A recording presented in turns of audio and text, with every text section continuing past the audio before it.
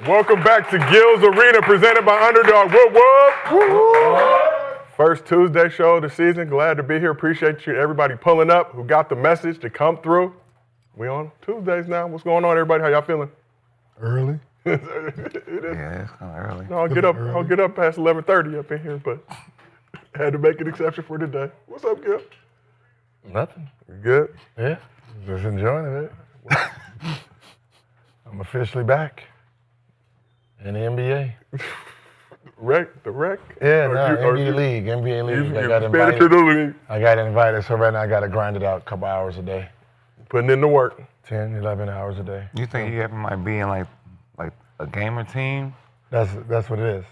Oh, you on a real gamer team? I got to accept it. Congrats, brother. I know. So I could bet on you? Huh? I could bet on you. Yeah, you can do whatever you need to do. You know what I mean? So, I'm him. You him? Yeah, it started yesterday, so. Woo! Gamers became Putting him. in the work. Gil, before the show, you mentioned that the average age of a gamer nowadays is how old? 41. So we in there. We are not washed. We are not unk. Is that like We are not cool? big bro. Average. We are average. Is that cool? Yeah. Like the Gaming makes us happy. Not our wives or girlfriends anymore. I guess that's what they're saying. And everybody's retired, just gaming and stuff like that. Have you started? a little bit. Okay. A little bit. So you fit the motto. No, don't. Happy with no. you? I'm happy. I love everything about my family. Swaggy back at the crib. But this is Gil's Arena, presented by Underdog. Whoop, whoop. Whoop, whoop. I'm merely your host, Josiah Johnson. As always, we got the NBA and NBA 2K legend, Gilbert Arenas. Next to Gil, we got NBA champion of the world. Say real NBA champion. The real NBA champion of the world, Swaggy P, Nick Young. Not virtual. On this side of the couch, we got the distinguished gentleman from Oak Cliff, former #1 pick, Kenyon Martin.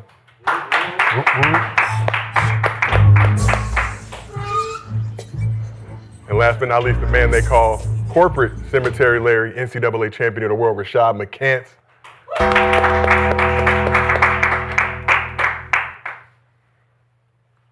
What's up, Shad? You good? You always give me them special introductions. Because, and shit, man.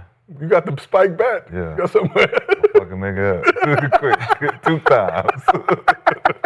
I respect it, Joe. Just in case. I respect it. All right, just had to bring attention to it. But we got a lot to get into in a limited amount of time. So here's what's cracking in Gil's Arena today.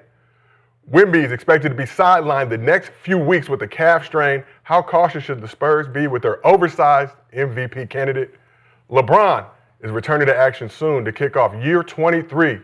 What role will King James play with the Lakers this season? He has some thoughts. Now I'm going to ask the couch theirs. And Giannis suffered a groin strain in Milwaukee's loss to the Cavs Monday. Are the Bucks cooked if the Greek freak has to miss extended time? Did not look good. He's getting an MRI today. But before we get into all that, as always, this show is brought to you by Underdog. New to Underdog, use code GIL and get $100 in bonus entries when you play your first $5 entry, win or lose. You can make picks in most states, including Georgia, Texas, and California.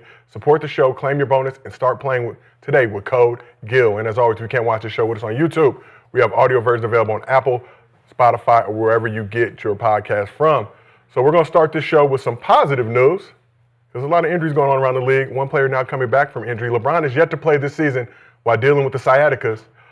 Spent the last week practicing with the Lakers G League squad during the Purple and Gold's 5-game road trip. LeBron was back with the varsity squad on Monday, and his return to action appears to be imminent, with the Lakers listing him as questionable for their game tonight against the Jazz. But after practice Monday, LeBron was asked what he expects his role to be with the Lakers this season and had this to say. Don't matter. I'm a ball player. The best thing about me and the way I've built my game over my whole life and my coaches since I was in Little League, I've never had a position. You know, Spo always just say positionless basketball, be positionless. It's not one team, one club in the world that I can't fit in and play for. I can do everything on the floor, so whatever this team needs me to do and more, I can do it when I'm back to myself. Yeah, I got to work my way back into it. I mean, the guys have been doing road trips, shoot-arounds, been on flights, so I got to work my way back into the fold of things. You know, so it's kind of like a kid going to a new school again, just kind of, got to learn the guys and everything. So they got some great chemistry, and I'm just, feel my way back in and do it organically. So it shouldn't be hard, but definitely it's going to be a fill-out process.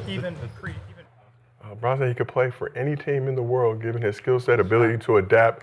So J.J. Redick was asked about LeBron's return, said LeBron will likely play 35-ish minutes per game once he's ramped up. Gil, I see you laughing already. Bron averaged nearly 35 minutes per game last season. But let's start on the Lakers side of the couch. Gil, what role should LeBron play with the Lakers this season? What role did he play last year when we had the team? There you go. He played the role of second-team All-NBA, Okay.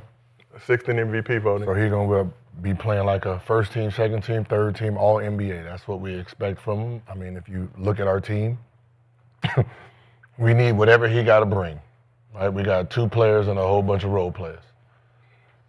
I imagine those 2 players being Luka and Papa de Limon, Austin Reeves. Yes. And then everybody else is on the Lakers squad at this point, and we're going to cheer and be happy. Now we're 10-4 with LeBron James coming back, so, In a good spot. we good. Yeah, I mean, we talked before the season started, what would be an ideal... Top 3. There you go.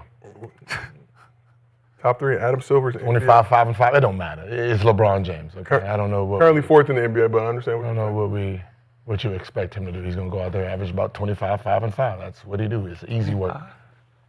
It's easy work. Well, not the first game. Not the first couple games. Team's so used to playing without him, not being on the flights. I don't think he could average 25 when AR got his mind like this. It's tough. You know what average is?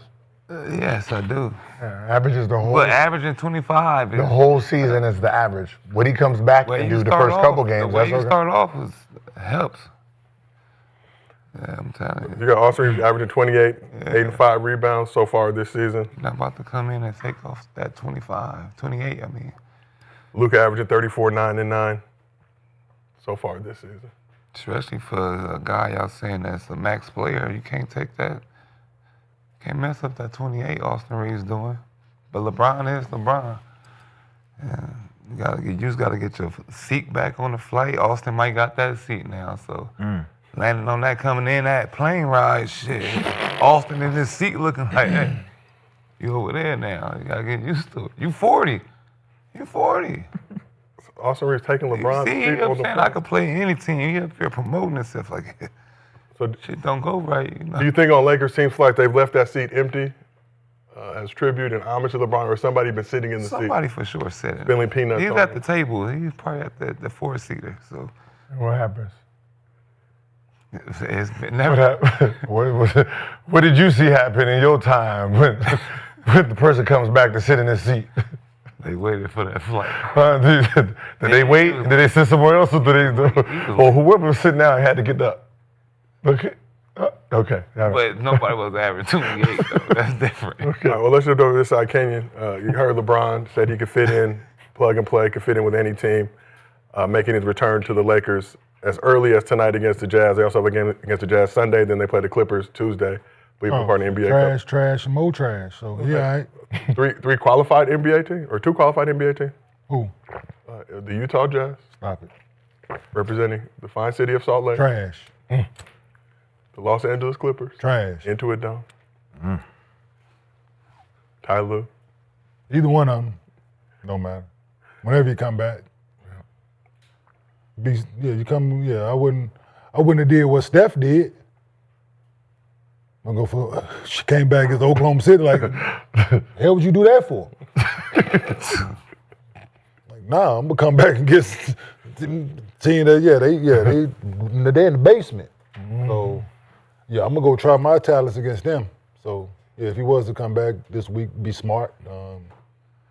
Him fitting in, he's a dominant figure on the floor. So, him fitting in, people have to fit in around him. So as soon as he steps on the floor, the dynamic changes. His instincts are what they are. It ain't like he's in year 3. He's built in. He's been doing it since he's been 18 at this highest level. So it's like riding a bike for him. Rhythm, yeah, I understand, but he gonna get to the line, post up, all that. It ain't gonna take no time. But yeah, it's like jumping in the pool, man. You swam before, you'll be all right. Over to Corporate Cemetery, Larry. Lakers 10-4 right now to start this season, 4th in the Western Conference. LeBron had mentioned the chemistry that the team has right now playing these games together, being on the plane. hopefully watching Soul Plane on the plane and other quality cinema, but films to bond, acclimate each other. What role should LeBron play with the Lakers this season? First things first, shout out to my brother, Kobe Bryant, greatest Laker, greatest of all time. It's a good day today. Every day is a good day. We got to talk about him again. It's going to be interesting. You know, I think everybody's predicting with the popular opinion of having LeBron come back and the chemistry being a little bit altered a little bit based on what Swag's saying. You know, 28 a game, you tell him the corner boy go back to the corner. You know, he's making money on the corner. You know what I'm saying? The corner's booming right now. Business is good. You guys might come back in talking about scoot over. I'll run the block. This like paid in full. Yeah. You ain't do this to Mitch. You got your man Mitch over here. Austin ain't trying to hear that, man. I think Luka got his thing going where he know where his players are. He know who's going to make shots, who's not. I think when you start bringing in other dynamics, when they're now just getting comfortable, you know, it is going to be an adjustment. But like you say, LeBron is a dynamic player. I don't believe in that plug and play, I could play anywhere thing without everything adjusting around him. I don't believe that. I believe he has to be the focal point. He has to be the number one. Like James Harden said, I am the system type guy. That's what LeBron is. He's never moved without being that. So you look at the Lakers, JJ has a lot of decisions to make when it comes down to how the offense is going to run. You know, you give him time, he's going to put up his numbers, assumably, but I don't see it looking great. Yeah, it just takes somebody that he doesn't have to play Vando now. Like somebody that can make some shots, right? A couple guys that was getting some minutes, their minutes will be reduced. I'm saying? Vando. Who? Yeah, he's not like Vando. No, I'm just saying, like The way he run, huh? Right. no, yo, It's his no, muscles. like The don't way get me his wrong, body man. built. What he does, I understand, but Vando getting 10 minutes. He goes,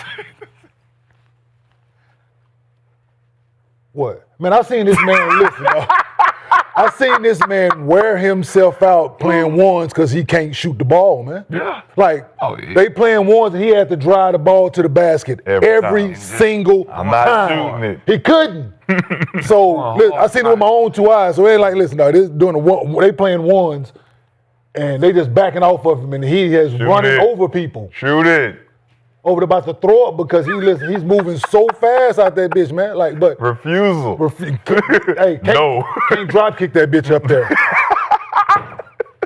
But I see it. yeah, but so certain guys that's been getting minutes doing this 10 and 4 stretch, minutes will be reduced. We know that because he's not a come in and let's see where my minutes gonna come from kind of a guy. Right. I don't. already crossing out minutes. For Crossing sure. it out. What? Removal. Watch out. Like he's finna just hear me out. Like whenever it is he decides to come back, do anybody in their right mind think like LeBron James is gonna come off the bench? Like that's what I'm saying. They hoping. No, not a chance.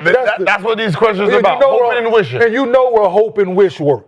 We've told you this time and time again. We know where they work. I seen know them what I'm saying? last night. Seen Hope Yeah, last night. absolutely. We know where hope and wish work. Seen Hope last Man, they night. work at the Dibby Wop.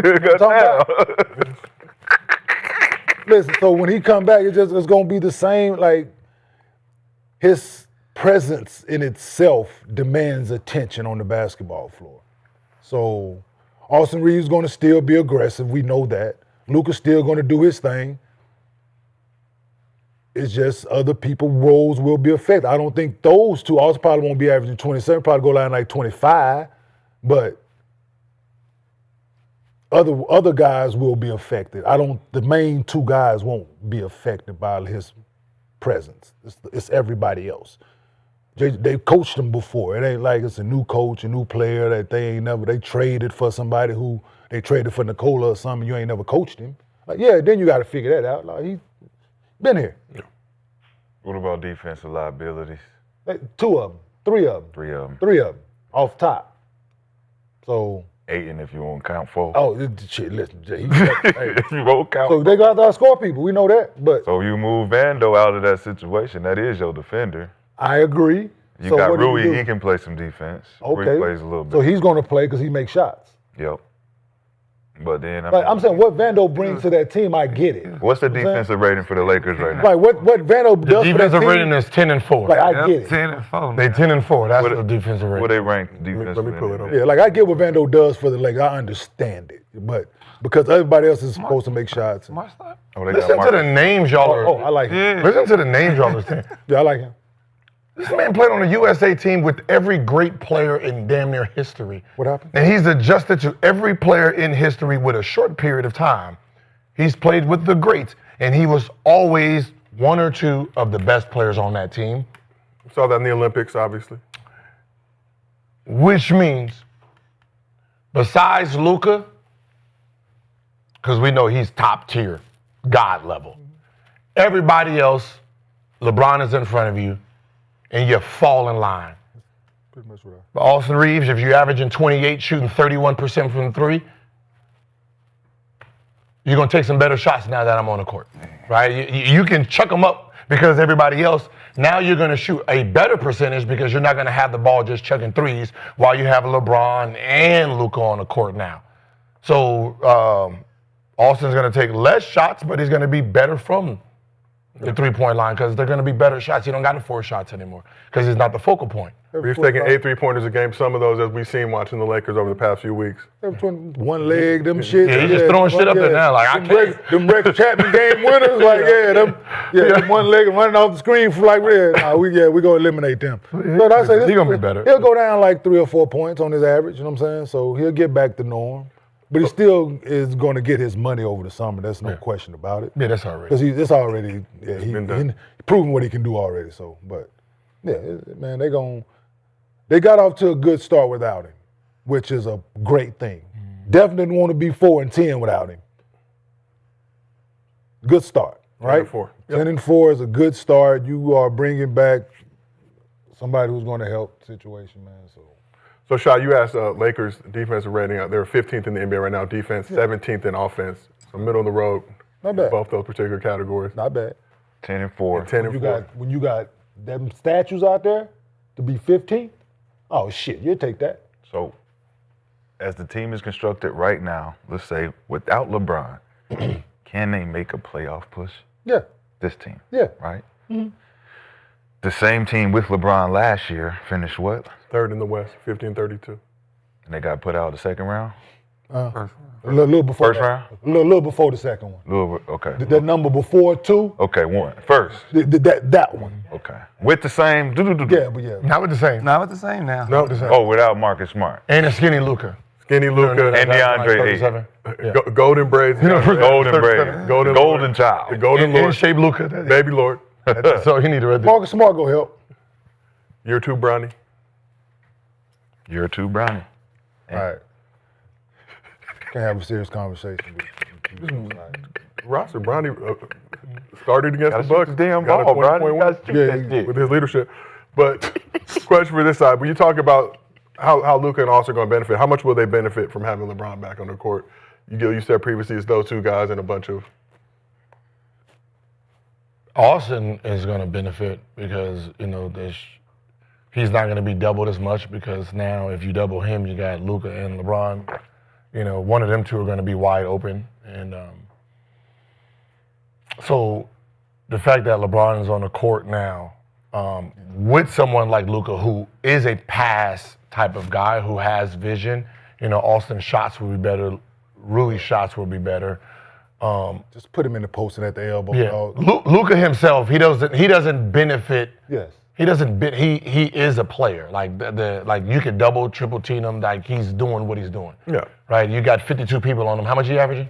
30 what? 34, I believe. He's averaging 34 with the whole league trying to guard him. So one less eye on him because we got LeBron diving. Will make it a little bit easier, but 34, 9 and 9. We see Luka. Put LeBron in the post, Bro, man. listen, It's LeBron James, right? If y'all want him to fail, yeah, you can run your narrative. It's not about LeBron failing. No, I'm saying when you run plays for no. I'm saying when you running shit for him, put him in the post, get you in the penalty early, let them because hey, he's still a hell of a passer. Right? He played a 4. Yeah, that's what Play whatever you want. You can put him anywhere. Hit him. You can fit it anywhere. He gonna be like They played together He's a last 4. year, man. He gonna be the 4. Third. He's a 4. Yeah, he's a 4 right now. So- And, He's a 4/1.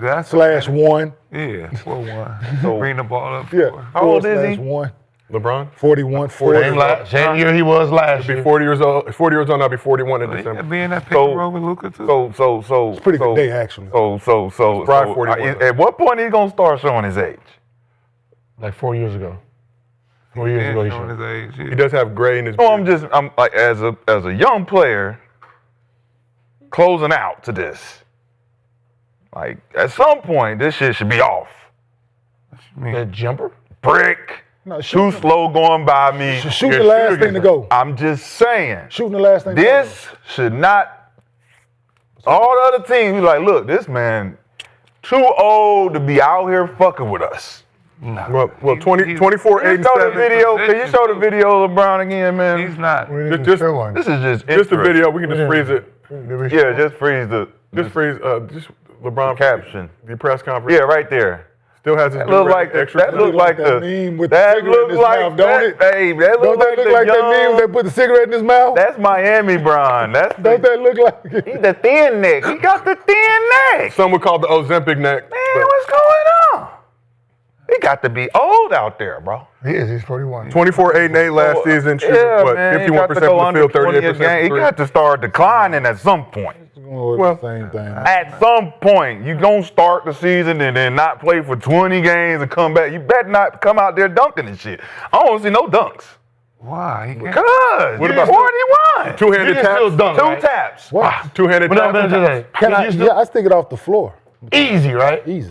Like really easy, right? I'll be Then you 48. go play I'll be 48. 82. Okay, about to be Can 48. you play 82? 48. If you got in shape. You play 82. Nah. He had to stand. What I'm saying is it's 48, right? And you can still, it's easy work.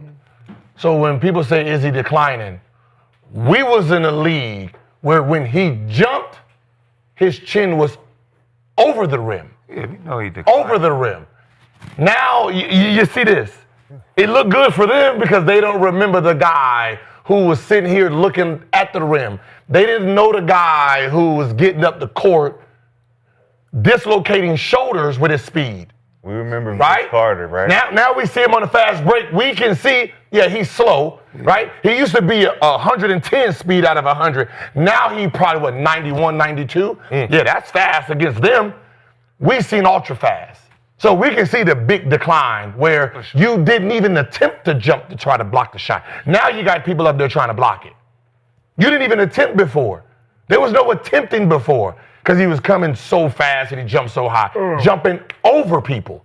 That was that LeBron. This LeBron, he does look old.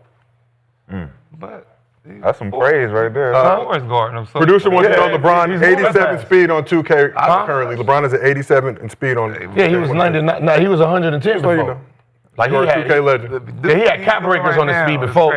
Vince Carter played. Vince Carter played how many years? How many years did Vince Carter play? Let me shut up. He's not Vince. I'm just asking a question, bro. So his point. I can't even put. But the point that Vince he's played how making many is- years? 20 years? Look at LeBron. Now look at Right? Well, Vince was one of them guys. look at Vince Carter. Athleticism. Look at Vince Carter. 22 seasons. Look at Vince. Wow. Then That shit Vince. look like it used to hurt. Yeah, he's Look at Because Vince it Carter hurts jumping. when you get older. At the end, it look like It it start hurt. For hurting. Vince. It look Look like at it. Vince work out like. Vince looked Oh, like he man, not did done Vince it. work out? No. Motherfucking Vince Like was this. cheering when Vince would dunk at the end. Nigga, Go- Vince get a dunk, everybody would cheer. Go to Vince. Vince can 35. dunk just like you can dunk right now. Go to We all can dunk right now if you Vince- still in shape. Vince at 40 did a vert jump, and he jumped higher than Wiggins coming into the draft.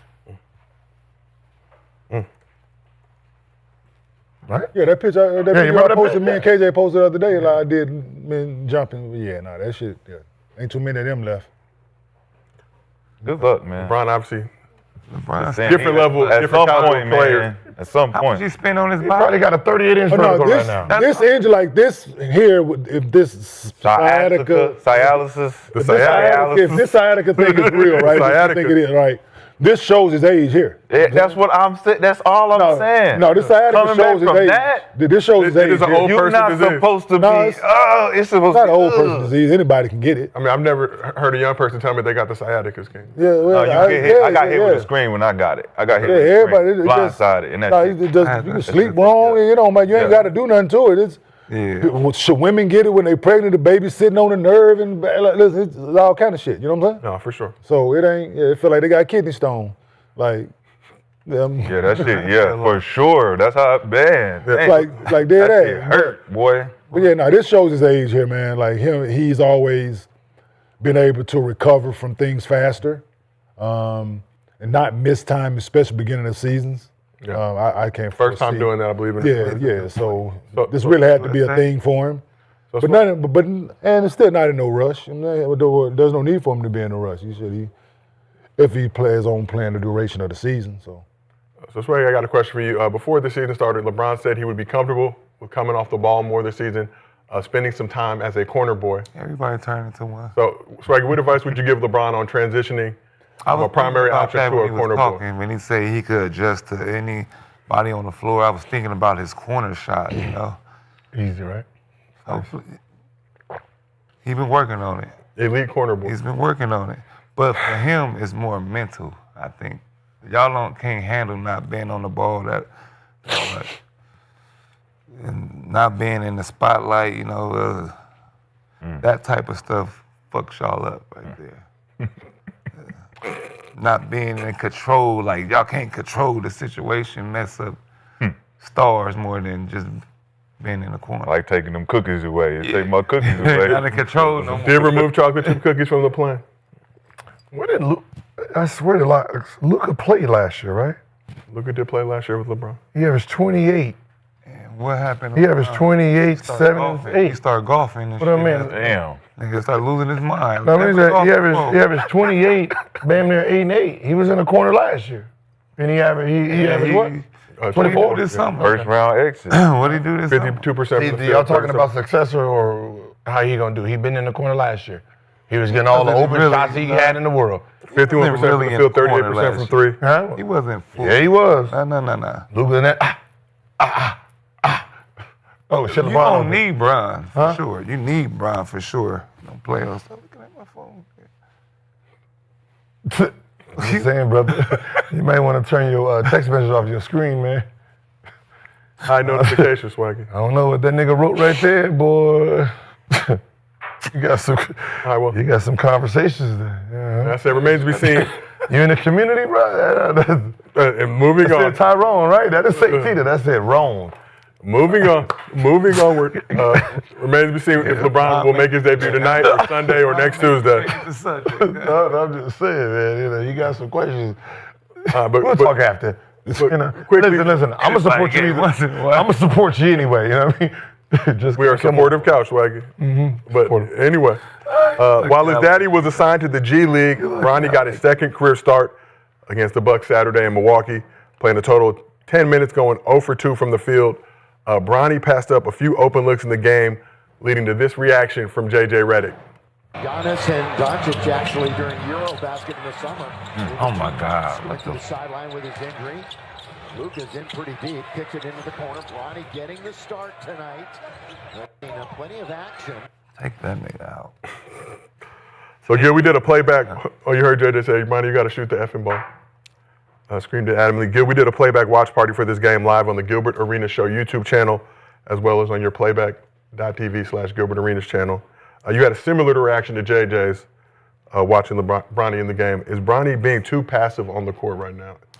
Yes, I mean when you're trying to prove if you're good or not, and if you belong in this league, you can't just be in the game, right? You're too athletic, you're too explosive going to the rim, right? It's like you're sitting there trying to play safe basketball, and safe basketball makes you look bad, right? Because all the shots you're taking, right? You get an open three, that's the shot you're gonna take, right? So you're not going out there playing actual basketball itself, right? You're just trying to survive on the court, and if you survive on the court, that means don't shoot many shots, don't try anything, risky, pass the ball around. You're basically playing hot potato and playing defense. And, that's where, his style has seemed to be, every time he gets a chance in the NBA, right? This is not the style he plays in the G League, right? In the G League, he is a focal point, and you see he averaged 21, 22. When he comes into the NBA, he takes that first three, he misses that first three. From there, he's going to be non-aggressive. And then that hurts him more than anything because obviously he's going to not take these wide open shots that the ball is coming to. You got to take them. I don't give a fuck if you miss, take them. Remember I said, listen, I read when he started, I'm like, all right, he's going to do the Royal Ivy. 5 minutes in first quarter, 5 minutes in the third quarter. You should be at least getting 7 shots up. And he got one shot. He should have took that. He should have took that shot, right? So it's just he's scared. Once he misses first one, he won't shoot no more. That hurts Luka too. Huh? That hurts Luka Yeah. because you're not shooting, it ain't gonna spread the floor out. People gonna clog the paint on them. But Bronny, that worrying too much on the court. At the same time, when he do miss shots, y'all talk about him. So Who's y'all? He's in a lose-lose situation. No. He missed them shots. They gonna look at his percentage, say he got the worst percentage in NBA history type shit. He make them shots. He only got 3 points, 6 points. It don't matter. So Bronny just gotta go out. Go out with a bang. Go out with a bang. Just know they gonna talk about you. No matter what you do. You do good, do bad. I'd rather go out shooting though. Passing up shots is. That's crazy. Like 10 minutes, 2 shots. You think they're not gonna talk? You need to be subbed. I'd rather be 0 for 10. Hey, I don't know who number 10. Who is number 10 on the Dallas Mavericks? Is it Dallas Mavericks? I know you're talking about that on the Mavericks with the braids. The little guard. The little guard. Oh, you need a whole body. I don't know. Work. Watch him. He was gonna. You don't care who out there. He's gonna work on. It's straight fast break, 1 on 5. He's shooting. That's the kind of guy I like. Talking about Brandon Williams? I don't know who he is. He was too fast for me to get his name. Yes. Now, how about that? He's too fast for me to get Arizona. his name. Okay. Your fellow Bear Down brother. I know. That's why I brought you. Go over there. Stick together. I like the hat. What is that? Is that a logo you put? That's No. golf, right? Golf hat. Bought it. Like that? Fire. It's a golf event I went to. Golf hat. But what do you guys Black-owned company too. I got to get shift to this side? What do you guys think about Bronny being passive on the court? Shad, you have a spike? No, because I'm not finna listen. I've said time and time again, man. We're not gonna make a big deal about it, man. This kid he's still the 55th pick in my mind, man. He's not ready to play, so you just keep throwing him out there. So we're not gonna do that to him. So I'm not gonna critique his game, man. He don't play enough for me to critique him. I'm just being honest. He don't. You ever heard of Siskel and Ebert? Yeah. Movie critics? Source Magazine. Albums come out, give you the mics. Skip Bayless. Stephen A. Smith. Tony Kornheiser. Michael Wilbon. All those guys, critics. I deem myself to be the new critic. It's going to take up this space and dominate it at full capacity. So this is a situation and a topic that needs criticism. This topic? 55th. There's always praise 5-5. in everything that sports entails. We praise, we criticize. Hating or glazing. In this situation, I've been saying from the start, the boy need to go to college so he can dominate in college, have the confidence to come into this league and do and take over where his pops left off. Going out there, being National Player of the Year, being runner-up for it, all of these things build up his confidence because he has a legacy and a lineage that is warranted of that. So now the expectations for him, even with the jersey sales and the name and all the praise that he's going to get, your performance is going to have to speak equally to that praise. Same with the Shador Sanders type of situation. You look at these guys, if they're ready, go in and show us. Year 2, everybody's walking around on eggshells like, can we say this now about him? Is it okay? Is he, man, what you mean? He's grown as man. He playing in the league. He got to perform. I don't see second round pick. I see you got an opportunity, take advantage. I dig it. Take advantage of this opportunity. That's You in the right. gym every day, just like everybody else on every other team.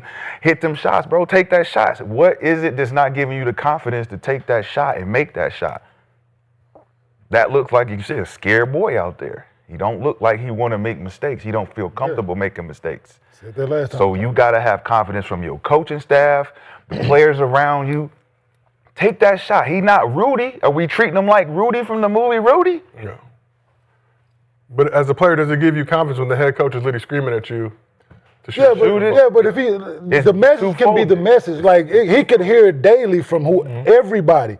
But if he not comfortable when that ball come his way, he not gonna shoot it. Not gonna shoot it. If he not confident in his ability, he's not gonna shoot it. Right? He's just gonna continuously pass up shots. That's just what it is, man. Like so, but you continuously put him in that situation. Starting him? Like it's wild. Starting right? him? It's insane. Like if you You're trying to build like you're trying to help him with it, yes. That's a game plan. How else would you do it though? Okay. How else would you go about building the confidence? Nobody's been Let him come Bronny's- off the bench and give him Bronny's more situation. shots. Call plays for him. Put him in the starting lineup. Bronny's situation. Bronny's the only person that's been in Bronny's situation. The great father, one of the greatest you consider in the game. Then your son come in. Nobody done that. He's the only person that's been in that situation that get criticized. That from 13 to now, every day, he's still been criticized. That shit weighs on you. Who made the decision? Ain't nobody been criticizing him as a Nick, child. who made the You're decision? talking about now when he's They a pro. get criticized. But you made the decision. Once you become a pro, so just hear me out. Once the decision was made for him to become a pro, they opened the door for You criticism. opened the door, bro. Criticized. No, ain't nobody criticizing him. Kenyon to USC. Ain't nobody criticizing him at Sierra Canyon. He was an All-American. I heard it. Donald's I heard All-American. it. We all heard it. Everybody But- expected But that. did they tell He's the only truth or did they getting- criticize him, Nick? It's y'all true. No, who's y'all? Who's y'all? No, ain't no y'all to it. If you- I'm asking. I'm not talking about. I said I want to talk about the kid, but I'm being honest here. But- Who is the criticism fair or not, Nick? You ain't been in a situation. What's the situation? No, I know I haven't been, but that ain't the question I asked. Is the I'm just criticism saying. fair or not? I'm just saying. Has the criticism if Bronny came out of high school averaging 25 a if the game, criticism that we you not heard, criticizing. Every day when everything you do is spotlighted. Is- well, good or bad, you gonna get talked about. Yeah. Nobody's talking So about is it the fair? 55th pick this year, the 55th pick last year. Is the criticism from the year fair? before him? Nobody talk about nobody other asking kids. you a question, But Nick. as soon as he step on the floor, every time he's on the floor, So is the we say criticism something fair? about him. So You is want the- to live like but that? let me That ask shit Nick, weighs on Is the criticism fair or not? No. So, I'm asking- if it's unfair, so why this did you put yourself so this is in my- this position? Because I love basketball Okay. myself, so I can't do shit I love. Yes, you can, but you're going to get criticized for it. We're not going to change Yeah, the this is- business model. So if I just for stop you, playing, I'm gonna get criticized. we're not going to change no, the you- business no, model If I for just you. say fucking and let y'all and quit and Then the do what people y'all win want me then. to do. Because you the What y'all son gonna of do some other player don't mean you going to get... Bro, No, that's the only Gary reason I'm going to Payton get That's why I be talking. That's the only reason they're going to criticize Gary me. Payton Jr. is because don't I'm get LeBron's criticized son. too. Yeah, because- Gary Payton Jr. get criticized? No, you've never talked about Gary Payton Jr. We never talked bad No, about you him, never. right? No. But it took him a long time to get to the league. Based on his dad being a Hall of Famer and not going and say, look, pick my son up. They can't But do did it. you ever talk about They it? can't No. do it. You don't even talk about the number one pick last year. I do. You didn't talk about him last year. You're not talking about him be a this critic year. to everybody. You haven't talked. Nobody's talked about Zakir. He's the number one pick last He's year. This averaged year. 14. He can say He averaged 14 last year. No, 12. He's averaging 14 this year. 12 and 12. So- That's how I know you didn't So talk it's about it. great. 12 and It's 12. great. 2 points 12 left. last year, 12 this year. So we know he's been playing, yes. right? We Is know- there we know everybody expectation been for playing. him? He's the number one pick. We will hope. Is there expectation? He's the for him? number one pick. We will hope. Okay, so the same criticism that Cooper Flag is getting right now? Yeah. Why? Risa Shea should probably get more criticism. Yeah, than Cooper No, Flag. why not? Why did we promote Risa Shea? Why Yeah. can't- No, but yeah. Excuse me? Did you say yeah? Yeah. You're impulsively saying it. Yes. Don't impulsively say Globally. it. He did not now you're 0 for 2. He did not get promoted Huh. in a way that Cooper Flag or Bronny James or any of these other people At all. Matter of Just fact, 'cause they're promoted, matter of we fact, talk you about- didn't even know he was going to go number 1. No, we did. So, You didn't care. he went number 1 Uh-huh. because we didn't know who the fuck he was. No, they. Who the fuck is this dude? You're a You critic. picked this guy, right? You said you're a critic. You picked know who this he guy, is. right? No. So now he's playing. He 6'8" started. shooting guard. He started. Starting. He started Averaging all 12. last year, right? Yeah, average 12. Played great. Averaging 12. Played 5 great minutes as per a game, rookie. 13 points per game. So where's the criticism for him? I don't know. We're waiting. Does he need it? Wait, great? He Right? played Because he's great. a rookie, right? He played great You as a criticize LeBron James every time he So played. what is great He was to a rookie. critic? Who as a criticizes Bronny James What is every time great he to- plays? What is great as a rookie? Me? You're number 1 pick. Okay. Remember, I'm the hater. No, I don't Remember, He I'm the don't have hater. one pick. So back to your question: is the criticism warranted? Yeah, that's How about why I the number know 2 is pick? it- Yeah, How about Is the it- 4th pick? so this is my. How about the 5th pick? 6, 7, 8. So all of them, I right? criticize Cooper Flag. 6, 7. I criticize Cooper Flag. You only criticize the people I? you don't You have like. criticized. Have I? You have Only the criticized. people Have you I? don't like. You have criticized Cooper Flag. He did show disrespect. Only Is he people number you 1? don't like. But He is the number 1 you, pick. you said Cooper Flag was better than a lot of people before you said. No, I He said he did. know You're you. making shit up. No. No. You're sitting over there making You shit was up. Team Cooper Flag. Stop doing that Team dumbass Cooper Flag. shit. You know who Cooper you're Flag. dealing with over It here? was Team Cooper Flag. You know who you're dealing with over here? Flag. I remember the Jay Zion. Billis was on the I show. remember the Zion. Okay, let's versus bring it Cooper up. Flag. Let's bring it up. Jay Billis was on the show. Jay Billis said, Cooper Flag is the best Duke player. Woo, woo, woo. I said, come on, Jay. Before better than Zion. Before that. Better than all this, all that.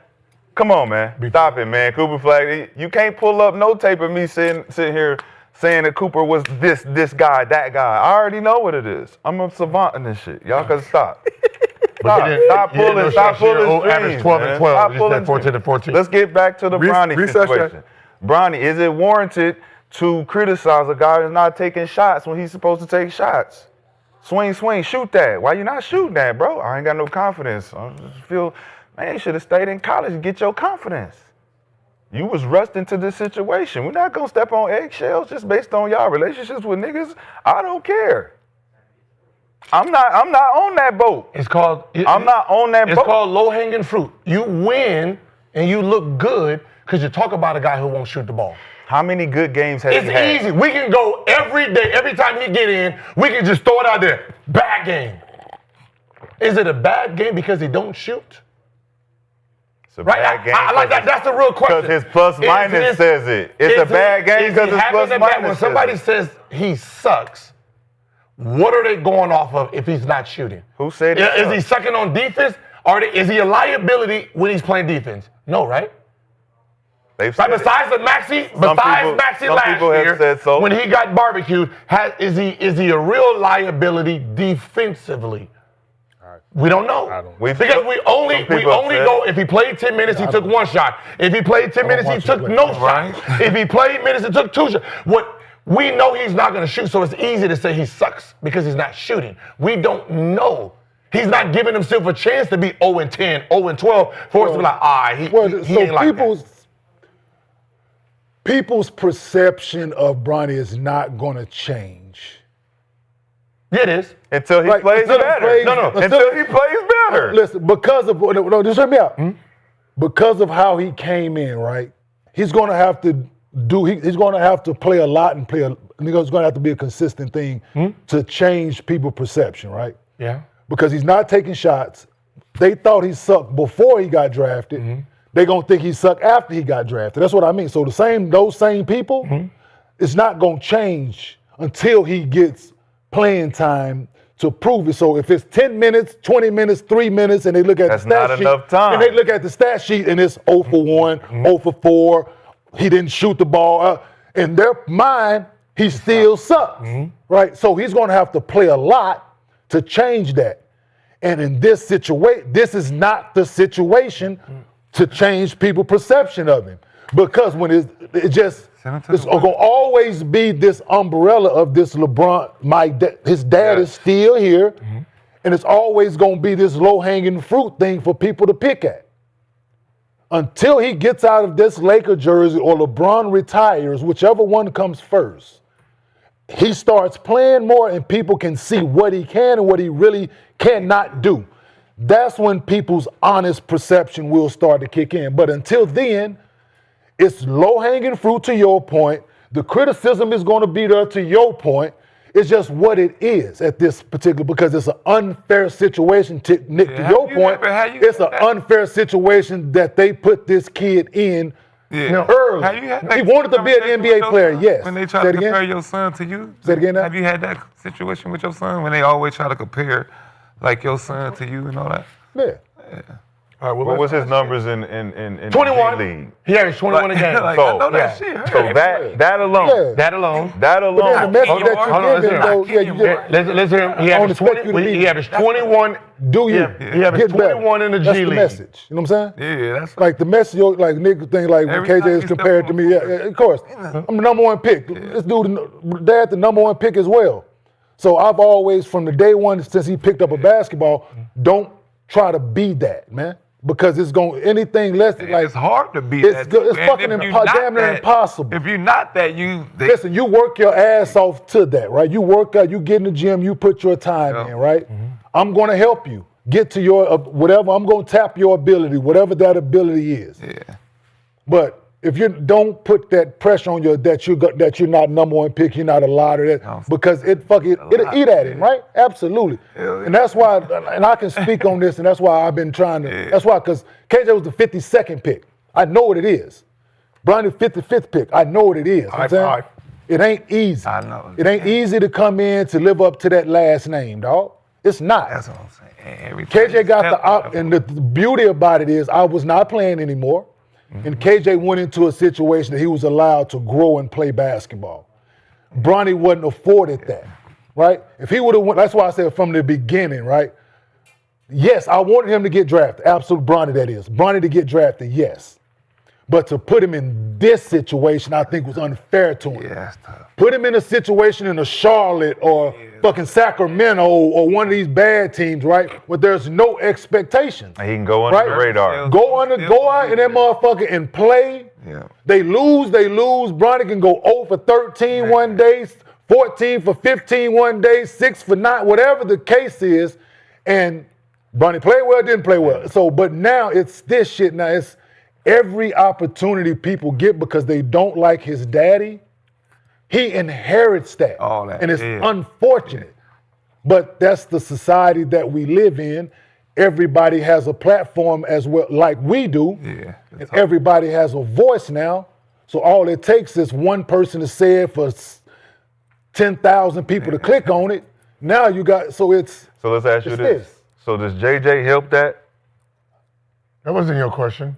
I You just- average how much he averaged in G League? I said 21. I just now asked, go. I just asked it. Okay. You don't tell me how to answer my motherfucking questions, nigga. I'm just asking. What you talking about? I'm just saying he averaged 21. I want to see what you're going to talk about. The JJ He helped averaged the 21. I just situation. want to hear what you talk about, The man. JJ helped the He averaged- situation. He averaged 21. Now go. JJ up there saying, shoot the damn ball, Brian. 21. He should tell him that. But does it help But pull him to after already knowing But listen, the kid so is this what you already do. getting criticized? So this is what you do. So this is where JJ has a lot to learn. Kenyon. No, I got him. He averaged 21 in the G League. Yes, he averaged 21 now in the G League. go. This is what JJ needs What you to have do, to say about right? it? He passed the Did you first talk about shot. it? Listen, No. Exactly. He passed the That's first why shot. it's never going to change. Because when he did Yeah. well, Yeah. and he was doing all that good shit in the G League, nobody said nothing. Of course they not. Because it Of course didn't not. They convert. waited It till didn't he convert. did bad. Because negativity outweighs He that. sucks again. So- but when he averaged 21 in the G League, everybody didn't need to. We don't even know. So We this know is it was the G League. Huh? It's the G League.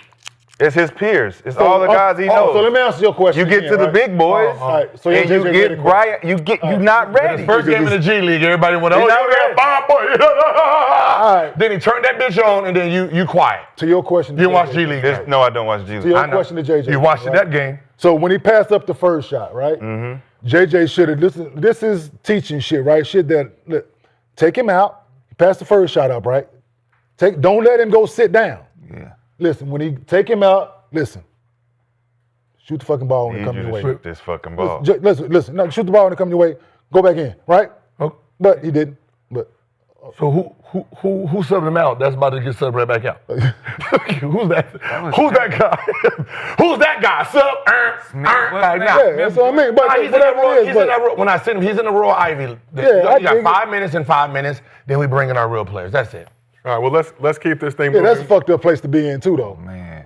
That's an uncomfortable situation, right? I'd rather Don't be in start college me. playing, bro. Let me play. Yeah, that's what, like. Let me hoop. But he's here now, though. He's That's here. what I'm like, saying. That, That's what I've been saying from the start. That ship sailed last year. So that ship sailed last year. We got 30 minutes. Yeah, what's done is done. We are on the clock, ladies and gentlemen. Appreciate you, everybody. Good conversation, though, y'all. That was Like, beautiful. y'all. The conversation you come to expect on Gilbert Arena presented by Underdog. Hey, listen.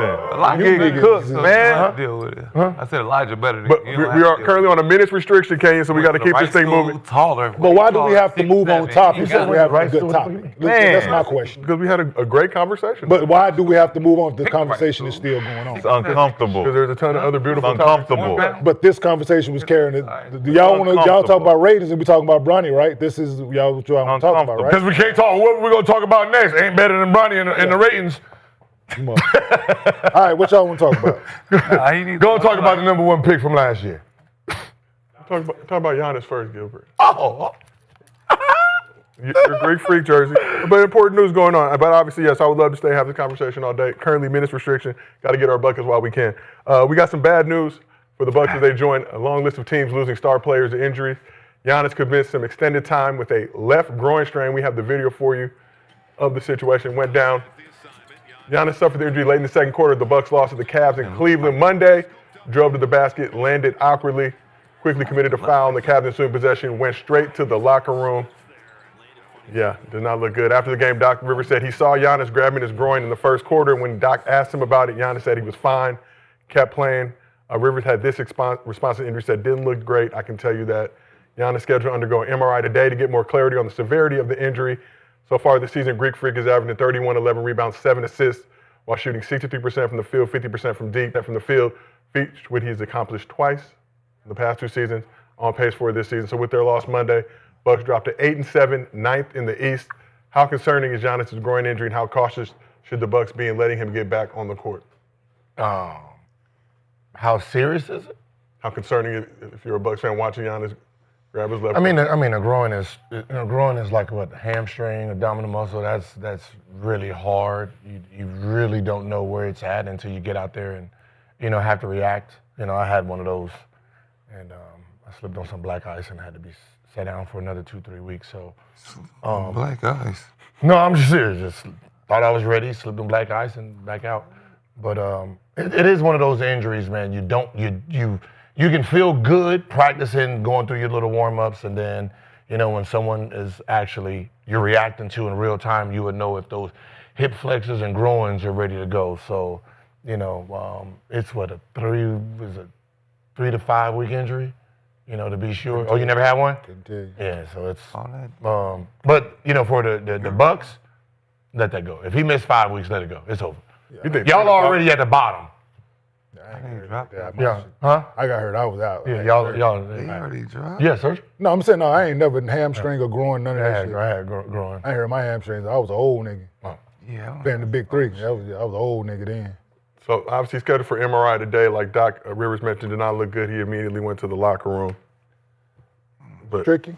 yeah, Yeah, just like Gil said, He's he's gonna be hit the spot on. 11 spot for a while. Yeah, they came. Well, yeah, they in trouble. Without him, they can't beat Charlotte. Playing game, they be all right. Yeah, it is the Eastern without him, Conference. they lost to Charlotte. So, yeah, good luck. You mean the Charlotte? Charlotte, You mean the Charlotte that I was saying yes, is better than the but without Giannis. Yeah, Charlotte's 4-10. So you Yeah, did better stop. I'm just Yeah, full I said, circle. yeah. you did start the That ain't season no saying you full have circle. more faith in And the I Hornets don't. than you Like, did in the Milwaukee I Bucks. don't. And they're That's why I 4-10. said the Bucks They are lost to 4-10. the Charlotte Hornets without him. Now I said them for a reason. I remember, because they still stink. They about to be better than them niggas. Stink. That is true. Without Giannis, They gonna be better than them. they ain't got no winning 4 more playmakers. games in this NBA. Motherfucking Kevin Porter ain't out there. They ain't got no playmakers. Nasty, Listen, boy. But we got Ryan Rollins playing well, but obviously Giannis he ain't is. Kevin Porter. Have you seen Giannis is the Charlotte? engine Have that you seen moves Charlotte? Yeah.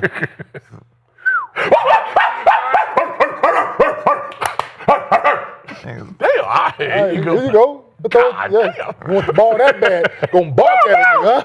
Right up the floor. Listen, You're not supposed to have it. Give it to me. It's not supposed to be let me in get your this hand. assist. Sick. Hey, I dare you pass it to a teammate. Have you ever heard of that loud? I've never heard of that loud. Mark is sick. Like, nigga, here. Yeah. You want to take this motherfucker? God What? damn, I'm gonna throw that bitch. Don't make me bark at you again, Yeah, bro, right. nigga. Like I had to tell Tim Hardaway Jr. That we was the niggas, young fella. Hey man, niggas going into their shot. He clapping that Yeah, nigga. clapping that. Clap. Over here. Hey, young fella, you can't do that, nigga. Mello, right. and this, you nigga Mello going into his shit. You clapping at him. I'm like, hey, young fella. Yeah. Hey, that'll Over get, here. hey, that'll get you over here next to me. Over here. I'm open. That'll get you over here next to me and Kurt. So hey, I suggest you, hey. I'm open. That's like talking in the backswing or somebody Boy, this will get you over in the old nigga section. I'm open. I'm You think about passing and shooting at the same That's like Wally That Zerbiak nigga, shit. man, barking at this man, running up the floor and clapping at him. I'm like, hey, young fella, dog, yeah, we know. We get it. So Giannis not the only MVP candidate that's going to miss some time. Oh, shit. Shams reported Monday Wemby will be out at least the next 2 weeks with a calf strain. Wemby suffered the injury this past Friday in the Spurs' home loss to the Warriors in NBA Cup group play.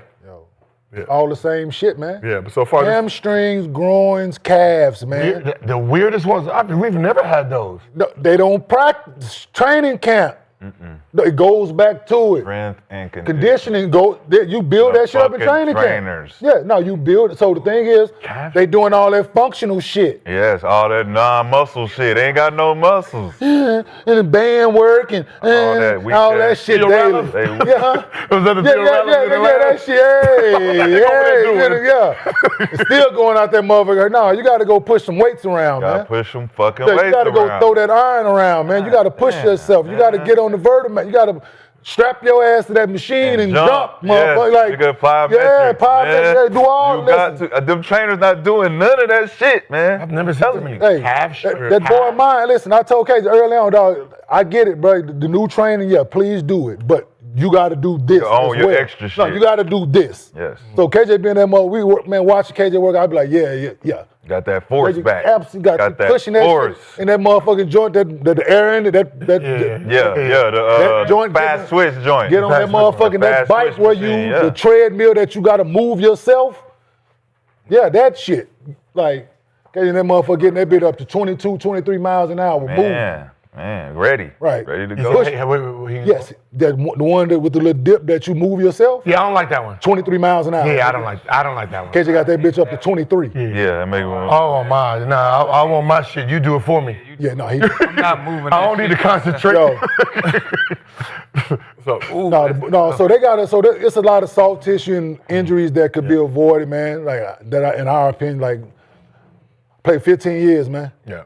4 years in college, high school, practice, warm up, USA teams, all these things, and I've never had a hamstring, groin, or calf injury. Wow, that's- I had I had a hamstring when I played in the Big Three after the NBA. That was no Do you have cramp issues ever? cramp. Yeah, because I had no body fat. Yeah. I had no body fat. Yeah. But Yeah. I had no body fat. So yeah, I'm gonna cramp up like a motherfucker. Body fat. Out that bitch That's what leaking. it is. Yeah, so you They talking need them jump soles, baby. They need to go to eBay. Hey, They need them jump soles, boy. around with them Yeah, them jump soles, baby. So far this season, Wemby putting up career highs, points, rebounds, assists, and field goal percentage. Spurs are currently 5th in the West, record of 9-4. Already without number 2 overall pick. Dylan Harper suffered a similar injury. Yeah, and then you know what they're afraid of, right? You get the calf, and then they thinking Achilles. So this is going to be an extended period of time thing for these guys, man. They're not going to rush him back Yeah. because they are afraid of that, and that's his history has proven Yep.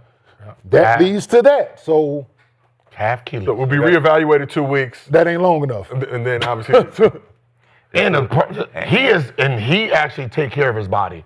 Like he actually he stretches for an hour before Yeah, see that's worked the thing. out, and then he stretches for an hour after. This is not a popular opinion, but see, we hung out, we drunk liquor, hung out all night, did all these shit. They got these kids coming into the league. They don't go out.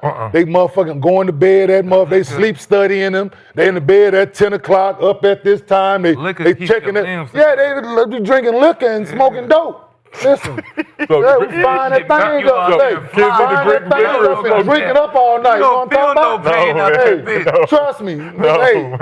hey, more liquor and dope. No, Yeah. man. No, blow that. man. Listen, No, yeah. Be straight. I'm You telling No, you. You man. stretch back into that? It's full body, man. I'm It's telling you. everything start from the I did ankles not up. stretch. Yeah, I was well hydrated. Everything Yeah, start got from the over. ankles Come out up. that motherfucker sweated right out. We was good. We never got hurt. Yeah. When we played, But we was done about 33, 34, 35. we was out of there about that, you know. So these I got guys is 15 living. in. How old are you? See, that's the thing. I'm biased. 40. Yeah. I'm saying I'm biased. 40. He's 40. I got 15 in. LeBron James. Yeah. Bitch, I can play. No, you can't You play. see me at You I can't can be play. LeBron James. Man, you crazy. I You ain't cook. no LeBron James. I cook Think about it. The LeBron I is the cook dribbler. LeBron. I This is cook what- LeBron. This is what Hennessy do to you. Yeah, No, the no, only thing- that's So the only thing I wish that, I wish we would have had all LeBron, that. man. Listen, I know what he's saying. We get it, right? Hey, It might, really do. you Look might at be me. good in the moment. Look at me. But this is where you at, 40. No gray hair. He right here, been No here for, gray hair. Be here for 8 Don't years. dye my hair. Look, skin glowing. No gray hair. Facts. You know what? That nigga out there Let me take it all back. that shit. Let Look me take glowing. it back. LeBron, Skin. you look older than all of us. Man. He's got a lot of stress. Kenyon 48. LeBron look older than you. Yeah, they got. You probably need a couple shots in. I'm telling you, LeBron does have his own all that this VSOP. motherfucker want to be vegan. Don't eat no pork. Don't eat no red meat. Don't no dairy. No this. No that. Motherfuckers out here tearing hamstrings, groins, and calves. They gotta start eating meat. Eat pork. They gotta Drink eat liquor. meat. Smoke dope. You be alright. A bacon sandwich and some Hennessy never hurt Absolutely. anybody. Ain't never hurt nobody. Wait, hey, motherfuckers, trust me. Fuck with Go to bed at listen. Go to The bed at greatest. 3:30 a.m. But regular. y'all Like I did You be last all right. night. I'm It was talking up at about- 5 a.m. Yeah. Boom. Go to bed at 3:30 a.m. You have eyes like Be Michael all right. Jordan, but Get you, hey, get you your have shot Michael off. Jordan You be all eyes, right but in you the be morning. alright. You Hey, get, your you shit get might be six, yellow. you I'm get talking 6 about- championships out that motherfucker. You know what I'm talking about? Hey, go to bed 3:30. Get you one off before you go to bed. Be all right in the morning. I'm saying, hey, nigga worried about not having sex before the game and not drinking Like this, it's not boxing, eating right? this, not doing that. You have to build up a Man, tolerance. yeah, you got to build up a tolerance for this shit. That's what what makes sense. training camp is for. Body too Same tight. shit. Your body, too tight. yeah, you Body motherfuckers, tight. yeah. You need to loosen up. Trust me. No, that's Either what- doing that motherfucker. What? Hey, you ain't had to go in the bath, play a noon game on motherfucker like 4 hours sleep. Hey, No. come on, man. You got to get immune to it. Y'all killing Y'all me, remember? man. Y'all remember COVID? Y'all remember when COVID came? He used Yeah. to just sitting there Did y'all telling me that realize- the old school niggas was giving us bad advice about telling us to smoke dope. Yeah. And you shouldn't have did Yeah. that. And you shouldn't have listened to them. But here we are. Cause they smoking hookah. promoting Listen, the smoking niggas smoke dope. hookah. All they doing is smoking hookah What? now. That's they sick, smoking bro. hookah and drinking. Help them with that. Who goes like this? Smoking hookah, drinking water. Drinking water. That shit don't add up. A blunt much healthier than the home. Absolutely. Okay. Like that's what I said, like COVID, right? From the earth.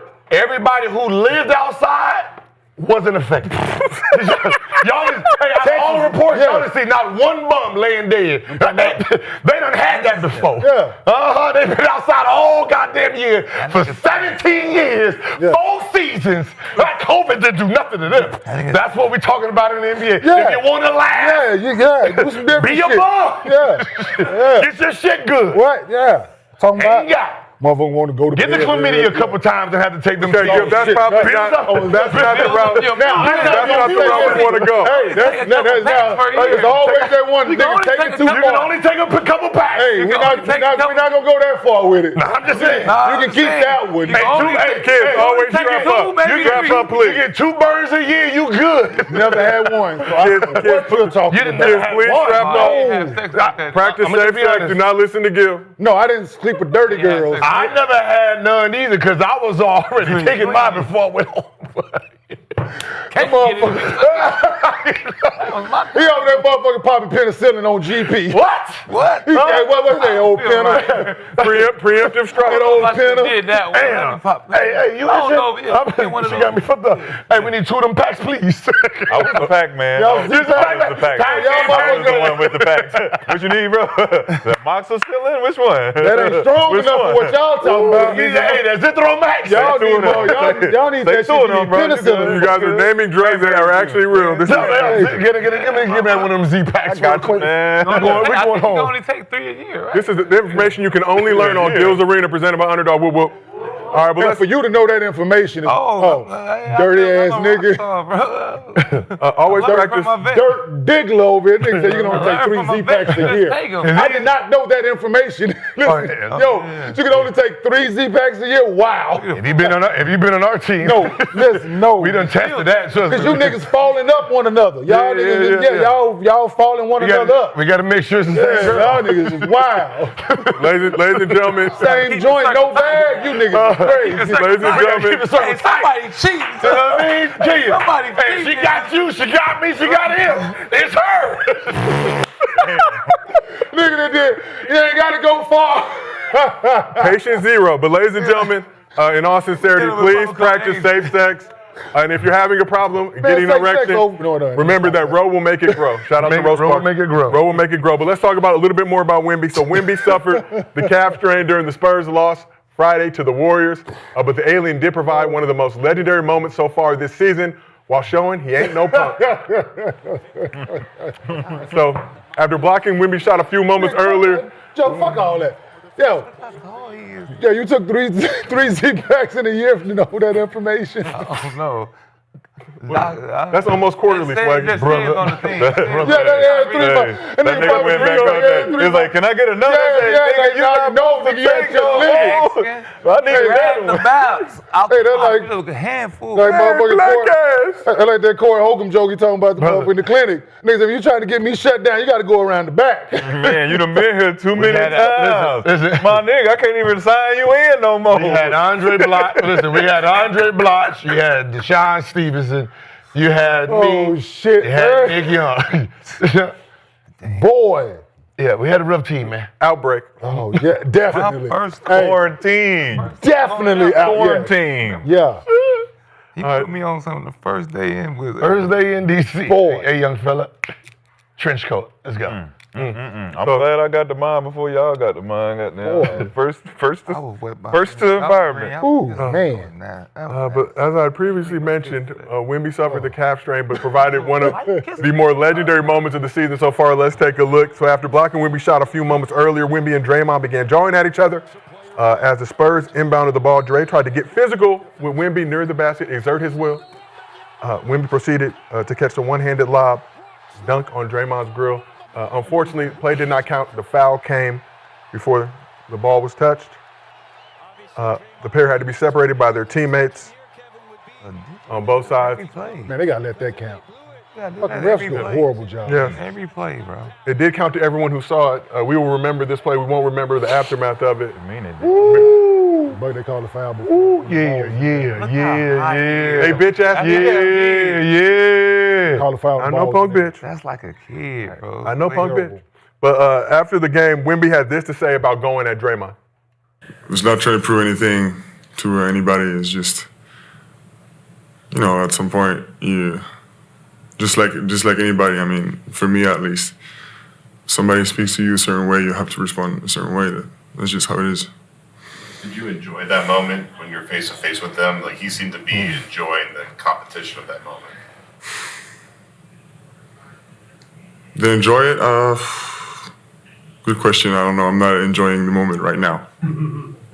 Wemby not enjoying the loss. Wemby, as a reminder, our barber JC available for lineups, edge ups, shape ups, whatever you need, anytime you're in the LA area. But Draymond had this to say about the exchange with Wemby. When I told him he should let him, I said, "You fucking scared of me." He's like, "What? I ain't fucking scared. I'm not scared of you." All right, watch this. And then the play happened. Right after I told him you scared of me. So that was a fun-ass moment. I love to see guys respond and not back down. It was great to see him respond and not back down. Like, that's how you gain your respect. And listen, man, respect earned. I think the young fella, obviously we all know how special he is. I'm here to tell you he's not scared of me. But whenever you play those, whenever you go into those battles, you know what the objective will be next time? Is to make him scared of me. Because that's what you got to do. And you go at it, and you go at it, and you go at it again. And sometimes I'm going to get the best of him, and sometimes he going to get the best of me, and that's just what it is. But the respect must be it must be spoke on The respect is there. Respect the young fella game, and excited to see him continue growing in this league. So Draymond also praised Wemby for his work ethic, saying how much he's improved since the last time they played. But for context, Dre did get the best of Wemby in their head-to-head matchup in these past 2 games. Okay, I'm just going to read your stats. I'm not a stat man, though. 4, 2, and 3. Held Wemby to 38% from the field as the primary defender, forcing 6 turnovers. Became the 3rd player to block Wemby's shot this season. Just telling you the numbers go. No, you said he got the best of him. 8 of 20 from a defensive standpoint in their head-to-head matchup. Yeah, okay. We're not They both talking defensive players. So how many shots did he? How much did Dre score? Yeah, I mean, How much did Dre score since you said he got the best of them? Yeah, Defense. You left me the 30%. I left you the 0. Who won that? Draymond not expected to score as much. No. Oh, my Lord. Oh, my Lord. Mr. Triple Single, as he's known. Insane. You can't do that. Defensively. Defensively. The other one plays defensive too. Stop. So what did Dre score? Man, stop. Sacre blue. You don't got a stat for that hat. Yeah. You don't need one. I know 0, you already 0, did. 0. He can get a rebound and assist. No, nothing. Loophole Gil, he got a baguette. Yeah, They won. but why would? Yeah, Warriors won, right? But Warriors won both games, Kenyon. I just want to point that out. yeah, that's cool. But do you guys respect Wemby for not backing down to Draymond? Why would he back down? This ain't a life lot or of death. people do. This is basketball. It's not a life or death situation. Why would he be scared of him? A lot of people do, though. I ain't seen nobody back down from him. He ran from him. You ran from him, right? Of course. Man, Nigga, you called me. man, stop, man. You called me. Stop, man. Yeah. I would never run from Draymond. You ran from him. Man. Okay, he didn't run. Look, They got it on film. No, he didn't. my He didn't. teammate, man. Like, he didn't run. He was just in the I car. seen people get punked. He was in the car. He didn't run. People back down for people. Nah, nah. You seen it on our team in the playoffs. People back down for people in the game. Don't act like people ain't scared of certain people. But my That's question, what I'm saying. my question is, why are you scared? It's not Why life would or you? death. What's the reason to be scared of him? That's the thing. Like people say, I don't want nobody to be scared of me. Like dead ass. We were. Cool, that's on you, but I'm not going into that wanting you to intimidate you. See, the thing is, this is my thing. I think a scared motherfucker do something real harmful to me or they gonna run, right? If a nigga scared, he'll hurt you, dog. Yeah. A scared motherfucker do something real bad to you, man. I don't want nobody to be scared of me. Like, I want you to stand there. If we gonna do it, let's do it. I want you to stand there and take this ass whooping. Or dish one out. One of the two. You win some, you lose some. Right? You see? Either dish one out or take it. One of the two. They don't know our But problem. I don't want nobody to be scared of me. I know you don't want them scared because usually we got to run or get you in your back turn. Yeah. You want your victim to look you in your eye. Yeah. Nah. I'd prefer not to do that. I prefer when you're not looking. Yeah, I dig it. I prefer when you sleep. Okay? Because most scary people don't like the pain that comes with it. I dig it. And we seen your work. We seen the last couple victims, right? That's why when people back down, that means there's examples out there that says he's not to be played with. I did see a Corey Maggette clip. The last security guard. You see what happened to the last niggas that came around here? I did see a Corey Maggette clip recently. Security of the world, Craig. Not just the city, the world. You ain't even see what happened to the last security guard. What you talking about, nigga? You ain't even see. Oh, shit. King said, they interviewed King after clothesline. Why'd you do it? And when I was a little kid, I seen him elbow Isaiah Thomas. Niggas was like, Been waiting for this Isaiah Thomas. Well, what the fuck did I do when Kenyon was little? You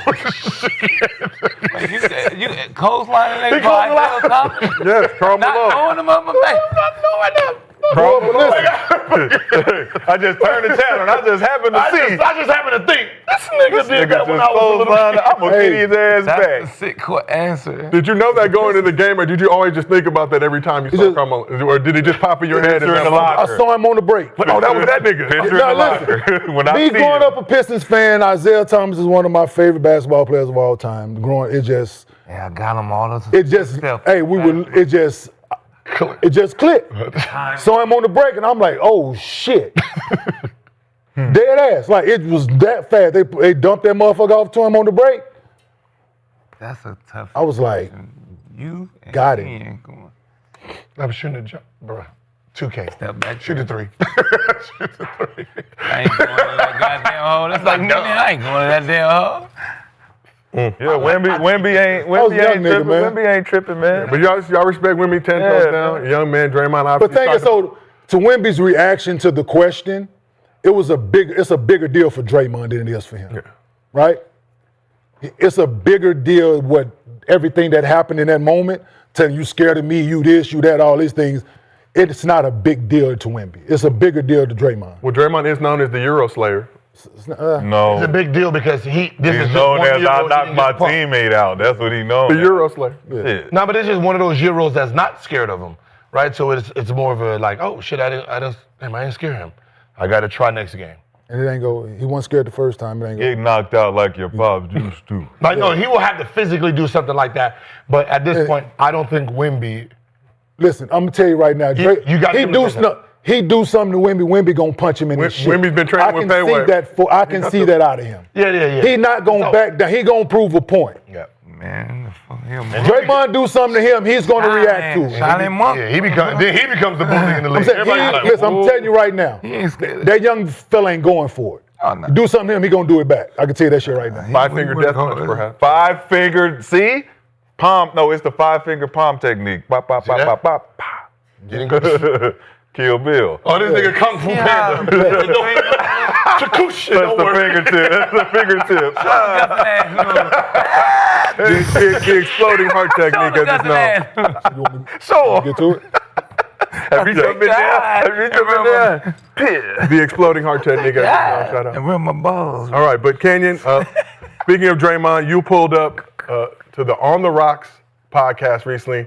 You were asked if you thought Draymond was, quote, one of those guys. You said no, and that he's calculated in who he goes after. Usually pick guys who are unwilling to fight back. So some people try to interpret that as you saying that Draymond is a fake tough guy. So I wanted to get you here on this couch. Because I listened to the clip, you didn't say Draymond was a fake tough guy. You just said he's one of those guys. Not being one of those guys doesn't necessarily mean that you are. Yeah, I was asked a specific question, and I didn't mention Draymond. It wasn't for one reason or another. I don't put him in the category with the guys that I named. That's all. And I've watched Draymond's career from the time he came in to now. And I think a lot of the things and the people who he has done things to has been calculated. It's just, I don't think, it's not spur of the moment things. It ain't reactionary things. It's people, and I said it's just people who he hasn't hit someone or did something to someone and someone's instant reaction is the next step, right? Everybody complains, everybody looks for the refs to break things up, and he hasn't done anything to someone and there's been a reaction where, like, oh shit. It hasn't been that reaction yet. So, I respect Draymond's career, what he's done, what he has done for the Warriors, 4-time champion, all those things. Not to take anything off his career, but I just don't put him in the category with Rick Mahorn, Charles Oakley, those guys. Like, I don't put him in that category. Like a Zebo. Zebo say I'm Otis Thorpe, bully the bully. or Buck Williams. I don't put him in that category. With Zebo, I don't put him in that category. I don't. It's just with Udonis, Zebo. certain guys, you know what it is. Like, we play hard, we're gonna play hard, we're gonna play basketball, but you cross the line and it's gonna get there like quickly. And that's just what it is, man. So a lot of times we talk about the 70s, 80s. Obviously, fighting was encouraged, embraced. The fines weren't as bad back then. You were allowed to really get to it. But is the league soft nowadays, or are players just less willing to give up them game checks by engaging in fisticuffs? All of it. It's all under the same thing. I don't think these guys grew up having fist fights, so they're not quick to go there. No, this is what it is. Like, that's fair. when you grow up having fist fights, you quick to go to that, right? That's what you know, right? When you disrespect, you come from the shoulders. Somebody call you a bitch, you come from the shoulders. Somebody say something disrespectful, you come from the shoulders with it. That's just the way a lot of us grew up. These kids didn't grow up that way. So we're not expecting them that to be their first reaction when something is presented and that something negative is presented. That's not their reaction. So I don't expect them to be that way. So is it soft or whatever? However people want to classify it as, right? Yeah. But as time is gone, we don't want to. The game needs to be the game. Basketball needs to be free flowing, but every now and again, people get disrespectful out here. And when you get disrespected, then some people react a certain way. That these guys don't. Yeah. Not everybody react that way. If I say, who would you consider if Draymond went after in the league right now? That would Isaiah Stewart. Anybody on that Pistons team? Beef stew. Durden too, yeah. Anybody on that Pistons team? He do that to the Pistons team in Detroit. I'd be like, hey, brother, you crazy. No, I'm just like when you brother, you crazy. You do that to one of them. Yeah, no, I just one of them real YNs. Yeah, that's the lean YNs over there. That's the lean drinking that water, bro. It's a different time. No, not that team. That team look like they in the 80s still. Dudes ain't growing up in the projects, man. The dudes ain't growing up in the projects, man. Social media, I gotta see it everywhere. I got to come back and do something worse to you. Do you see that? That's the times people in. Yeah, I agree. Yeah, like if you beat they protecting these kids because they don't know how to respond to getting their ass whooped. Yeah. Just like back in the day, if you got your ass whooped and they want to go get a gun instead of, hey, let's square up again. It's squabble. If we're not gonna squabble until you get your win, what you gonna go get? Now you gotta kill. You want to kill? I gotta come back. Right? I gotta come back. So I think they are protecting the guys because you're embarrassing. Because the embarrassment is so extreme. It's so extreme. Think about how sensitive they are to just simple criticism. They'll jump on the podcast and be like, "Oh, take it personal. What about you and your career?" And it's like, bro. Relax, it's jokes. It's just joking and then we serious, but play better, cool. But like you want to take it to the, like you said, if you call him a bitch in the middle of a game.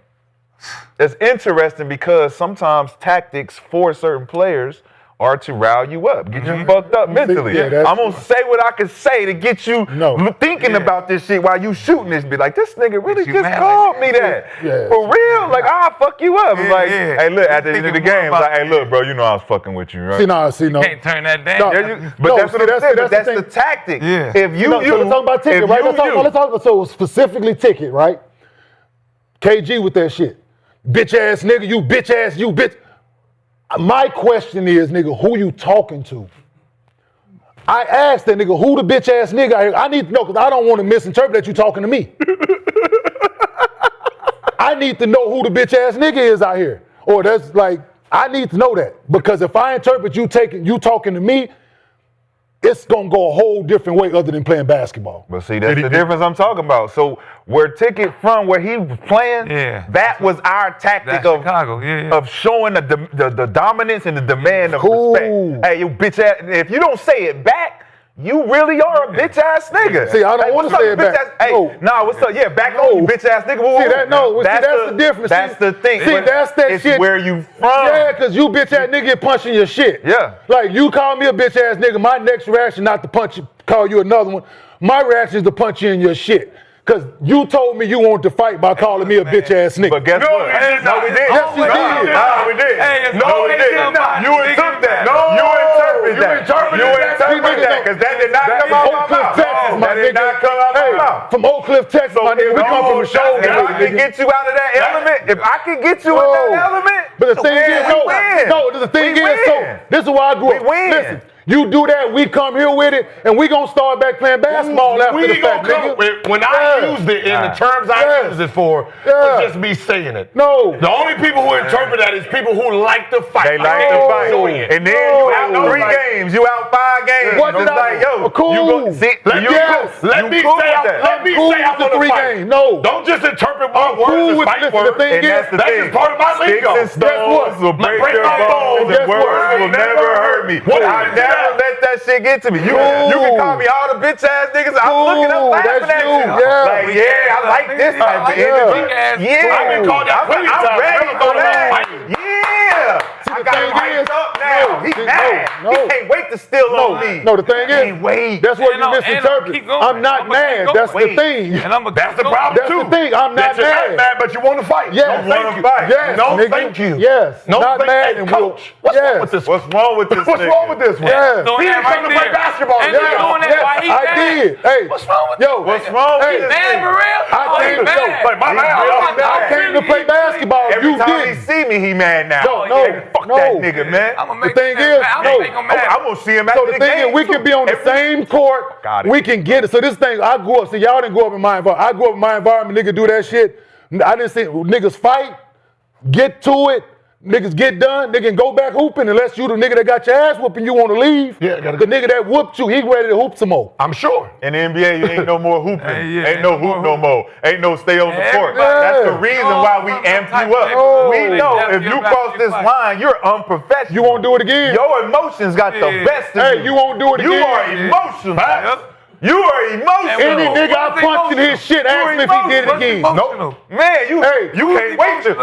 Any nigga that got punched, ask me if he did it again. No, but hey, I can tell you this: these contracts now, that little punch, cool, 3 million. games. Way more. Cool. Way more. Guess what? Ain't nobody worth $3 million. Listen, guess what? No. Cool, that what you listen. Nobody's worth That $3 was million. the word. When I got Especially if you ain't crossed no line. when I got suspended, then it wasn't free. Hey man, I know. ain't nobody. I lost money. in the world. And guess you don't what? put your hands on And me, guess bro. what? Don't touch me. And guess Don't what? touch my body. And guess Touch what? my flesh. Touch my You can say body. what you want. want. Yeah. Just don't touch me though. You ain't good. never Say what you want. I'm better at You don't- talking you than don't- I am into that. You don't say something, You don't I'm gonna say something. You don't that's gonna pick stand for up something, too. you fall for anything. But boy, if you put your hands on me, I got If to. you don't stand for something, you fall for anything.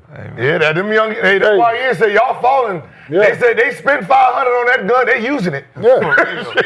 We talking about sports here. No, we talking about sports here, man. I don't bother no nigga in the street because these niggas switch. No, but that's what he's We saying. talking about within No, the that's what confines he's of the saying, line. though. It ain't no confines of the line Yeah, once it you is. put your hands on me, bro. Yeah, it is. Once you put your hands on me, my niggas on the outside is like, where And you guess at? what? Can't get mad at how And you I think come they back. stopped making them because they made yours? No, but you started it. But you started But it. you think they stopped making them It because they don't made matter. yours? I 'Cause got you got the one. justification to do it But now. you think you got mad at some shit that No, I said. no, That's like a nigga get mad at that's why something I you tweeted. misinterpreted. It's like, yo, I tweeted this. See, Hey, that's man, the when I problem. see you, it's whoop, Gil, whoop, what whoop. you just said. The problem is y'all interpret that a nigga mad. No, nigga just don't stand for no disrespect. No, but you put your hands That's all. on me. Hands on me. That's What you talking about? Listen, You don't y'all touch niggas me. couldn't Don't handle touch niggas. me. Don't If touch a nigga, nobody. You can do that. Just don't touch if me. a nigga really got mad, Touch me, bro. Say the word back to me. Say the No. word back. Say the same thing What did I I say? just said back to me. What did And I we say? can Hold on. Use your vocabulary. Hey, Use your vowels. what did I say about the Jordan Poole situation in here, right? Draymond Draymond walked up on him, he pushed him, right? I said if he would have took a step back, he never would have got punched. He did. He's pushed him. You. Yes, that said the nigga wanted to fight. But he Wait, came no, into no, his no. face. Did you? Yes, take a step back if you don't want to fight. I said, You gotta tell us that before. don't act like you want to fight if you don't want to fight. Disclaimer. That has to be said before. Don't act if like I you walk want up to on you and you don't want to fight, if you have no intentions on fighting me, right? And if I come into your space, Yeah. why would you push me? Because you in my space. Just hear me out. Why would you touch me? Because we at practice. Listen, if I walk into your listen, no. I'm not gonna do this shit on the street. No, We but at still, practice. it's the same I didn't know it was the same. No, It was a leader, but you know who I you're got dealing protection with. in practice. Yo, Gil, We got 1 minute. Gil, you know who you're dealing with. That's the thing. You know 1 who minute you're warning. dealing We got with. 1 minute. 1 minute warning. And you know who you dealing. If I walk up on you, Gil, I've been aggressive to you. Poole, what is your comeback? Yeah. Not like Poole. You not. If you was Poole, you got hit like Take a that. step. And it's everywhere. Me as you, Gilbert Arena. yes. Yes, you What got is your hit. He comeback? knocked. Hey, He he fucked you knocked up like you, that. Thank you. and it's on All right, everything. that's What you I'm gonna do? saying. You socked me like a nigga off the street. Okay, I'm gonna do you like a nigga off the street. He would be in the lead this year. I can say that. Neither would you. On that note, if you're taking it all the way there, neither would you. nah, that shit happened. On that You note, was at the club. Something happened. Let's go. Hey, Something happened. no, when so, you so, so You don't know who did it. So we but all fair, somebody right? did something. We're not off the air yet. But Niggas but fighting the thing over- is, my thing, listen, and he took a step back, it would have never happened. So the thing is, people want the same reaction. Like that's some people don't behave that way. I know I don't. Like I told you before, you hit me in my stomach, I'm gonna punch you in your jaw. That's what it is, man. But that's a punch for a punch, nigga. That's But not you a punch word me- for a so, punch. But you want me to punch in your stomach? See, No, that's the thing. You push punch me me back. like, no, you hit me in my stomach. You think I'm gonna hit you back in your stomach? No, I'm gonna punch you in your motherfucking jaw. Okay, what Well, if if I say, I want you to knock me the bitch fuck ass out. nigga, I'm I'ma not punch expecting you to punch me. Well, I'm guess expecting you to what? say, you fuck boy. No. fuck ass nigga. No, 30 minutes. As I'm punching you. 30 seconds. And on that note, ladies and gentlemen, we appreciate you pulling up to this The punch Tuesday and the edition word of Gil's Arena. Shout out to everybody on this couch. This has been another episode of Gil's Arena presented by Underdog. Whoa. Yep. See y'all when we see y'all. Hey, absolutely. 1,000%. Oh, you gotta tell them.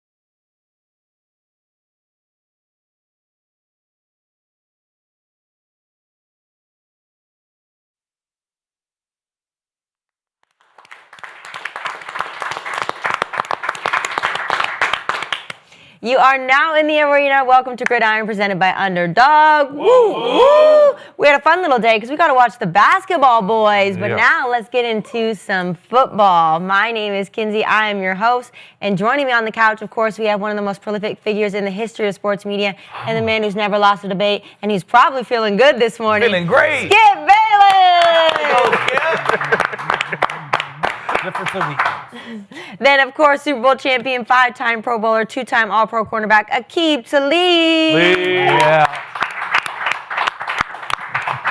And we've got former Commanders head coach, Super Bowl winning coach with the Bucs, and one of the league's best offensive minds, Jay Gruden. Yes, sir.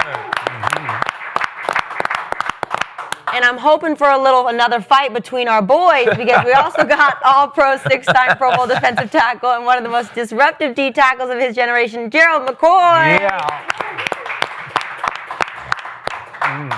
I asked Aqib before the show started, have they planned the parade yet in Denver? Because I think it's over, right? We working on it, Right. you know what I'm saying? We making reservations downtown and all the good stuff. So we working on it. You're personally on the planning committee? Yeah. I'll be there. You know what I'm saying? I think I'm gonna drive probably a drop top electric Escalade or something like that. They building it right now. Can we get a close up on Gerald's toes? I mean, these things are gigantic. It's real tough. I never even seen like that. That's as big as my Coach, leg. did you request that they put that Super Bowl winning in there? Yeah. Yeah, they need to put that in there. You know what I'm saying? Stop Yeah, playing with my Coach guy. said, he messaged me, he said, excuse me, I need a Super Bowl win in there. You feel I got me? my Super Bowl boys over here. You feel me? You guys got rings. Gotta have that. I didn't do much, but I was there. He did Present. enough. It counts. Yeah, he did enough. All right, guys. As always, this episode is presented by Underdog. And if you are new to Underdog, today is the day. Get $100 in bonus entries when you play just $5 with code GRID. Win or lose, Underdog isn't stopping there. New customers also get a gimme pick. CeeDee Lamb just needs one more yard for that pick to hit. So Underdog is available in most states, including Florida, California, Texas. So go support the show, claim your bonus, and start playing today with code GRID. Today, we are going to be talking about Caleb Williams, asking Coach over here about Shedeur Sanders, Josh Allen, his Superman performance, and so much more. But first, we got to start with your Cowboys Yes, we because I think they, honed a little bit of the 90s Cowboys because, CeeDee Lamb and Pickens were out partying all night and still balled out. So, you know what? Let's hone some 90s Cowboys. Yeah. Pickens went crazy, 144 yards, touchdown. I think the Steelers might be dying a little bit right now, knowing that they have... How did we steal him for a third-round pick? Really? Right? You gave him up? Take him. Take him. Tomlin was tired of grooming young I receivers. know. You know what I'm saying? He's known for it. Well, he kept saying he's got to grow up. He got to grow. I guess he was- grew up was in tired of Dallas. raising. Yeah, he was he tired grew- of raising He wide out. had been through that too. He reminds me a lot. Oh, AB. Yeah, He reminds me a Yeah, lot like- of another Georgia receiver No, that I I know. coached in Cincinnati, AJ Green. Oh, that's... Oh yeah, He got yeah. the same type of frame, Same frame. length, all that. Yeah. Same downfield ability. Nice. But AJ was a good guy, though, right? I mean, he was... See, that's what he got. That's different. Yeah, That's what he got. That's different than AJ. That's what I like. Though. He I bring do that. too. He bring that I shit. do You know what I'm too. saying? You like that. I love Clearly that. the Steelers didn't like I swear, about 2 years ago, right? I'm doing Kay Adams show. I put George Pickens on my top 5. Twitter killing me. Oh my God, you don't know any. I said, bro, all he needs is a dog ass There. quarterback. He a top 5 receiver because what he could do downfield. Now look at him. that. Look at him. Now look at him. Well, Skip, I got to know, because after what we saw last night, what shot do you give the Cowboys at winning one or both of their next 2 games? After what I saw last night, and you can laugh at me for overreacting, I think they now have a good shot at winning both of their next 2 games against the defending Super Bowl champ and the team that lost in the Super Bowl. And I know that Aqib and Coach were kidding me before the show started. Well, if you could play the Raiders every Sunday, you'd be okay, right? Or every Monday night. Yeah, that's true. I give you that. But I did sit here, right here, in the show yesterday, and I picked the Raiders to win this game because, as I said, I was sick and tired of watching my team blow games at Chicago and at Carolina, and especially against Jacoby Brissett 2 Monday nights ago, that they should have won. And I know these players watch our show, so I wanted them to see me call them out, put them on notice, and say, okay, for once on a Monday night, Show me. Just show me something. Show me that you did revamp and revitalize your defense around Quinnen. And did they ever show me last night? I give you it was the Raiders, but I got to tell you, they dominated from the start, and yet from the very start, CD and Pickens get disciplined, and they missed the first series, then they had to alternate for a couple series.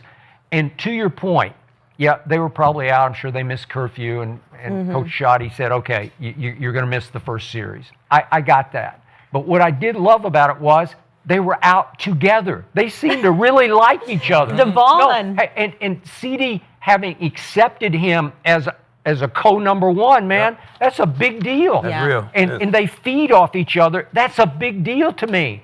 So all of a sudden, I'm seeing a Quinnen Williams as a real live legitimate anchor of a defense. A real live legitimate anchor and leader and difference maker, a genuine force in the middle of the defensive line, along with Kenny Clark.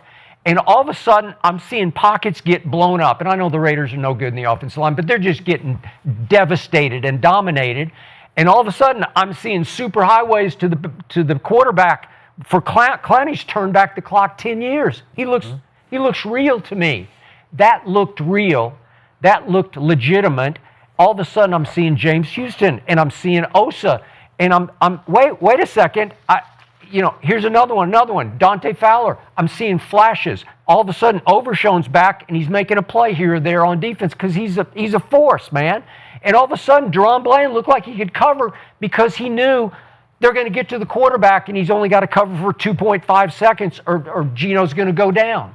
And I said, if we just have a semblance of a legitimate, respectable defense, just a semblance, just something credible, like a 50-50 defense where you're middle of the pack. With our offense, as you saw it again on display last night, that was explosive. Dak was superb, as he can be. Those two receivers feeding off each other. George Pickens he is so acrobatic and so athletic and so shifty quick after catch. CD plays with power and strength and just overwhelms you. He'll run through you. But Pickens is make you miss, man, after the catch. And he said that was his goal last night. I'm going to make people miss. And Javante's running the football. The offensive line finally got healthy. And all of a sudden, your guy Logan Wilson is calling the signals on defense. He's calling the signals. And I'm saying that looked different to me. So did it serve as kind of almost like a dress rehearsal game for the next two? That's what it was. It was almost like the preseason dress rehearsal third game that they used to play, where all of a sudden you get ready. Now you got the champs coming in. Then you got Mahomes coming in a 4-day span, back to back. And I'm saying, I'm good. I like this. That felt right to me last night. I give them boys a chance. You always got a chance if you got Dak, that offense, because shit, it might be a shootout and Dak might get the ball last. If it's a shootout and Dak get the ball last, he probably going to win that motherfucker because all you got to do is get to the 50. Aubrey probably going to hit it. You know what I'm saying? The defense definitely looked better last night and can't deny that. I feel like this is how the defense would have looked if they would have kept Parsons.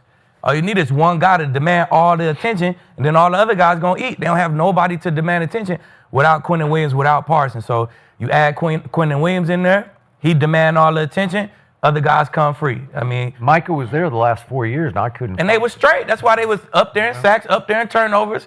Not last year. Well, I mean, not last year, but the years before. That's why Dak was just tripping in the playoffs, right? It wasn't Parsons. To me, it was Dak tripping in the playoffs. You know what I'm saying? You got a chance to win. Tripping over himself. Exactly. Right. Tripping over himself.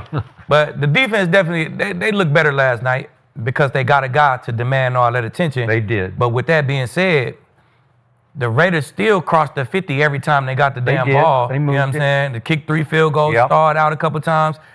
I still don't like the scheme of things on defense. Brock Bowers still was running through the defense wide ass open in the first half. Before the second half, they was able to go straight cover 2, make you throw it to the running back every time because they got the lead. But Brock Bowers is really good. But I mean, shit, if he's really good, let's game plan on him and make him not really good. Don't let him fucking run through the zones naked. Like, you know what I'm saying? That shit terrible. So the scheme of things is still trash. I don't think they'll be able to get the lead and play cover 2 all game with these next 2 defenses coming in. So the betting man and Lieb won't bet with the Cowboys. You know what I'm saying? They definitely got a chance, though. That's the question. I ain't betting with them, though. Just okay, so you got them going 0-2 over the next 2. Easy. Easy 0-2. Easy 0-2. Okay. Hope it don't get ugly. Not easy. This team's better. Thank you. They've gotten a lot better. I mean, offensively, Dak is Dak, and they got the receivers. The running game is solid. And defensively is where they obviously improved. What this does for Brian Schottenheimer as a coach, right? Now I don't feel stressed out. I got to go for it on 4th. I can rely on Aubrey to kick a 45-yard field goal on 4th and 3. I can punt the ball and back up the team because I have faith now that we can stop an inside zone, for God's sakes. We can stop a forward pass because we get pressure. Yeah. We got linebackers that can run with Wilson and Overshawn back. So, yeah, I think it's a great situation for Dallas to make a move. This is a 4th quarter, 3rd quarter, 4th quarter of the season. This is when you got to make your move. This is when you got to show up, Gerald. They have the pieces to do it. There's no excuses anymore. There are no excuses. So now it's time for Agreed. Dallas to do it. And I think they can compete with anybody in the National Football League. I still think there are holes in their defense. I really do. They're not great. The safeties are kind of, you know what I mean? Malik and Wilson are okay. They're physical guys, not great in coverage. But I do feel like with the offense that they have, the pieces in the middle with Clark and Quinyon make a big that look good. That definitely look good. That's important. And that's the point I want to focus on is they got guys back defensively. We seen that. The offense looked good yesterday. You know, you still want to grade on the curve because they were playing the Raiders. However, Got it. Yep. when you have a 3 technique, the difference in the edge guy and a 3 technique, you can run way away from the edge guy, but that 3 technique is right in the middle. So what he does is when that running back is running, especially in the zone, he's looking downhill. He's reading that 3 technique. That 3 technique is upfield, make it cut back, cool. If he gets here, then he keeps stretching it. But if you have a 3 technique that's disrupting everything, and then a nose guard that's getting no movement, that changes everything. And what I loved about Quinnen is what I said is as a dominant 3 technique, he can go win one-on-ones. You win one-on-ones, you get him off the spot, everybody else rallies. Why this is important? Because of what you said yesterday. Philly has a 1-2 punch in the middle of their defense. So now you got 2 guys that can do exactly what they can do. They are about to play Philly at home. They usually split with Philly. We know the offense is struggling a little bit. The offensive line for Philly is banged up. Now you got 2 guys in the middle that, one, he's going to demand all the attention like Lieb said. You got a nose guard who's going to anchor everybody else rally. Now in the back end, I don't know, but the offense for Philly's a little, you know, but they always find a way. I love Philly. But then offensively, the Cowboys' offense is really good, but they're facing a really good defense. So they do have a chance. And then Kansas City, I love Mahomes. We don't know what we're going to get.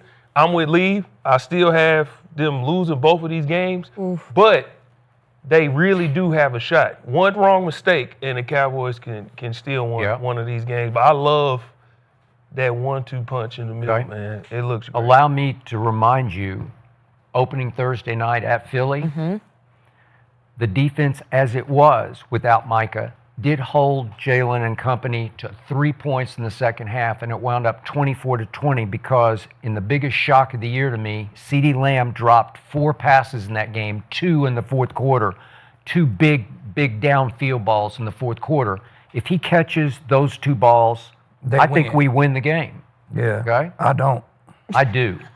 All right? I'll grab it. But Skip, you got to also think, man, every game is different. And we've seen Philly's offensive struggles, but they find a way. They do. They did the same thing in that game. Yeah. They just find a way, man. And they know what they did in that first game. They know what they did defensively. They know what they did offensively in the second half. They're going to account for, okay, this is a completely different group up front, so how do we adjust to that? We don't know how they're going to call the game plan, but you can't base this game off, what we seen way back in week 1. It's week 1 for everybody. I understand that, So, but it's a division game, and just history says it just does. This game just kind of goes like that. The Dallas Cowboys will not be afraid of the Philadelphia Eagles. They will look forward to playing the Eagles, and they'll play them tough, and they'll play them close. I'll bet you. What you think Philly gonna do? Be scared to play the Cowboys because they got Quinn Williams? Yeah. Eagles feel like our D tackles is Way better than that. Yeah, and I'll give you this. Jalen Carter got himself ejected before it even started on opening Thursday night by spitting at Dak. He'll be there. He will be there in full force. I'm sure he feels Phillips like will be he there. owes. Jalen Phillips will be there. He's Nolan come Smith with will be some there. vengeance. Nolan Smith will be there. It's cool. That's what I'm saying. Hey, You know, Yeah. they have a chance. Quinnen Williams. I still wish would leave. I don't see them Okay, winning, but Yeah, they but got a have chance because of the offense. I don't, Yeah. Quinnen Williams. And they at home.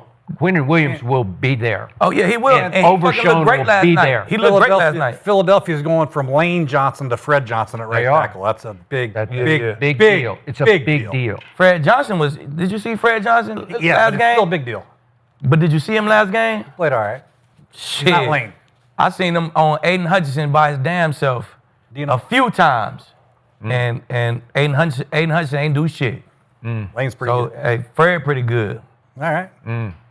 They're not what they were in the offensive line. That's the biggest difference because Saquon just can't get on track because he doesn't have the free lanes that he had last year. Well, hopefully he don't get on track against the Cowboys. I agree. Yeah, and Quinnen, I mean, Quinnen is great, man. He can ball, but he did what you're supposed to do as an elite D tackle Absolutely. versus backup O lineman. Yep. Right. Like he Nephew could have got in and played center for them boys last night. Backup Like, O lineman, man. I'm telling you, when you Brand Nephew, man. you Nephew check coulda that hopped scout in that report. motherfucker. I'm checking it all week. I'm like, okay, this is the starters. All right, let me see who they. Okay, he nursing the ankle. He got this and this. By Friday, you know, oh, they got backups in. Yep. Hey, yeah, you go over there. I'm getting all the one-on-ones. Like you should. That's what he did. Okay. They look better though, Skip. I ain't saying they ain't look better. I still think Malik there are a Hooker few made players plays. and the D coordinator away, and that's just what it is, bro.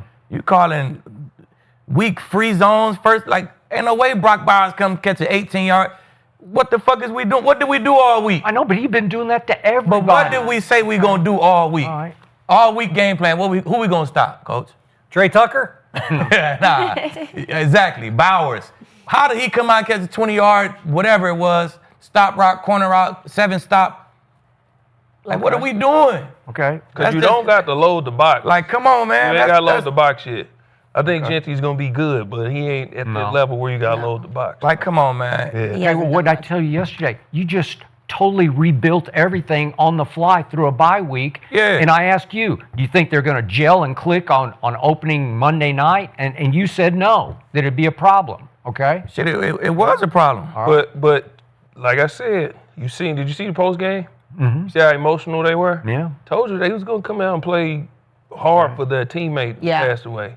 Like you seen, like it's usually going to be one or two ways, but a lot of people. And then another thing I told you, for G can get traded today and go start tomorrow. Yeah. Bro, his job it don't change that much from team to team. You know what I'm saying? He don't got a whole scheme that he got to learn. Yeah. Quinnen Williams could go to another team tomorrow and do the same damn thing. Yeah. Okay. But close left, close right. Exactly. Where you the know what I'm slide saying? coming from? But Baker Mayfield can't do that. Dak can't do that. He got to come learn the system and that position is Although just Baker different. did do that on Thursday night for the Rams. Yeah, he did. right? You know. Well, you seen it. That's Baker, though. You seen my man from the Jets, Sauce. Yeah. It's different when you know what I'm saying? Yeah, when you you at gotta corner, learn you that can't shit. just you can't just be like, hey, you got him all game. Well, the defense got to adjust to you just traveling with him all game. That's different. Like when I played with Revis, we had a defense call, and then we would tag Revis to it. Yeah. So we knew, but we was with Revis all offseason. We knew when you tag Revis, that means he's going with him. He's traveling with him everywhere. The rest of the defense adjusts. So, yeah. It's just different. We'll see. It's just different. So I expected Quinnen Williams to come in and fucking dominate like he do. And that's what he did. But Well, I told you yesterday, they did not trade Eberflus, right? They didn't. I wish they could have thrown him into the deal. Hey, me Yeah, take him. Send He you ain't can gonna have be going him. to- You can have to- Mozzie to Smith January. and you can have Eberflus, right? I told you Eberflus can do a lot better when he gets better players, didn't I, Skip? You did. I did tell you that. Well, let's see if you do a lot better. You've had believed in It's it. not about the plays, it's about the players, Keep. Sometimes But it is. And sometimes it's about the damn plays. And that's why Brock Bowers running fucking free the whole first half yesterday. All right, Skip, do you want Well, the you good got news? it in for Brock Bowers, don't you? Is that Well, his he's just name? good. Am I You saying saying his he's name just a right? guy? Yeah, you saying it? My God. Brock. I'm just saying, it was. He's a dog. Never. I know, but he shattered all the rookie tight end Wade catching Phillips, records Wade last Phillips year. would yeah, exactly. That's the reason why he won't catch Okay. a ball. All right. He would be silent at least in the first couple possessions. Like he's not gonna come out and catch the first fucking ball of the day. All right. Well, when you play Seattle, how does JSN get open every play? I'm saying cover him, triple him. Yeah, you're right. Okay. They're just good. All right, Skip, you want the good news or the bad news? I need some good news today. Okay, the good news here is that 30% of the chat actually still believes in your Cowboys. That's pretty good. That's a little hope, I think. I was expecting like That's 10. the city of Dallas. I was all 10. Dallas, right? It was like 2% a week ago. 30% have hope for the Cowboys to make the playoffs. I think that's good. The bad news is 70% are out on them. Okay. It's the rest of the world. Yeah, that's the rest of the world. But I do want to flip the script a little bit, look at the Raiders, because they have the third worst record in football. And I know, obviously, the Raiders have been bad for a little bit, but I had a glimmer of hope in the offseason. Obviously, you got Pete Carroll, you got Chip Kelly, you bring in Geno Smith, you draft Ashton Genty. I'm thinking, the Raiders can go 500 this year. Right. And they have not. So, Gerald, what has been who's to blame right now for the Raiders' disastrous season? I don't think it's just one person you can blame. I think I believe the formula that Pete Carroll uses just didn't work because the formula that he had when he went to Seattle, and everything started with the run game. That first year he was with Seattle, Marshawn Lynch got traded there. Boom, you got your running back. So what did he do in the draft? He went and got his running back. Okay, they can't get Ashton Genty going, all right? Right after week 1, who Geno Smith was going to depend on, Brock Bowers, he got hurt immediately, so that messed everything up. They missed on the draft. You go back to who he had in Seattle, his first year drafted, he drafted Russell Okung, Pro Bowl, Earl Thomas, Pro Bowl, Cam Chancellor, Pro Bowl. That'll work. He hit in the draft. This year, he missed in the draft. Now, I don't want to say Ashton Genty he missed on because the offensive line is all beat up and everything, and I still believe he can be good, but your second round pick, your wide receiver at TCU, he got 8 catches. So it's Pete Carroll's fault. That's what you're saying. No, I'm saying it's collective. Like the formula didn't work. You said Pete Carroll formula, and then you said he missed in the draft. It sounds like it's Pete Carroll's fault. No, because you still got the GM who drafted. The draft picks didn't hit. They didn't hit. The defense ain't good.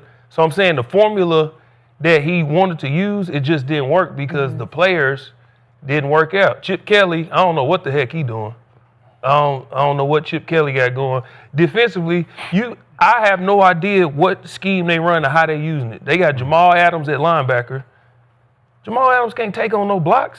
That's not what he does. Run no more to play TV. That's what I'm saying. Right. So it's like, it's a mess over there. Geno, he thought Geno was going to be, he had Matt Hasselbeck when he was in Seattle. Older guy, Pro Bowl quarterback, knows how to win. That's what he thought Geno was going to be. Geno been terrible this year. So the whole collective, it just ain't just Gio one person. It's damn Pete Carroll's fault. It's his formula.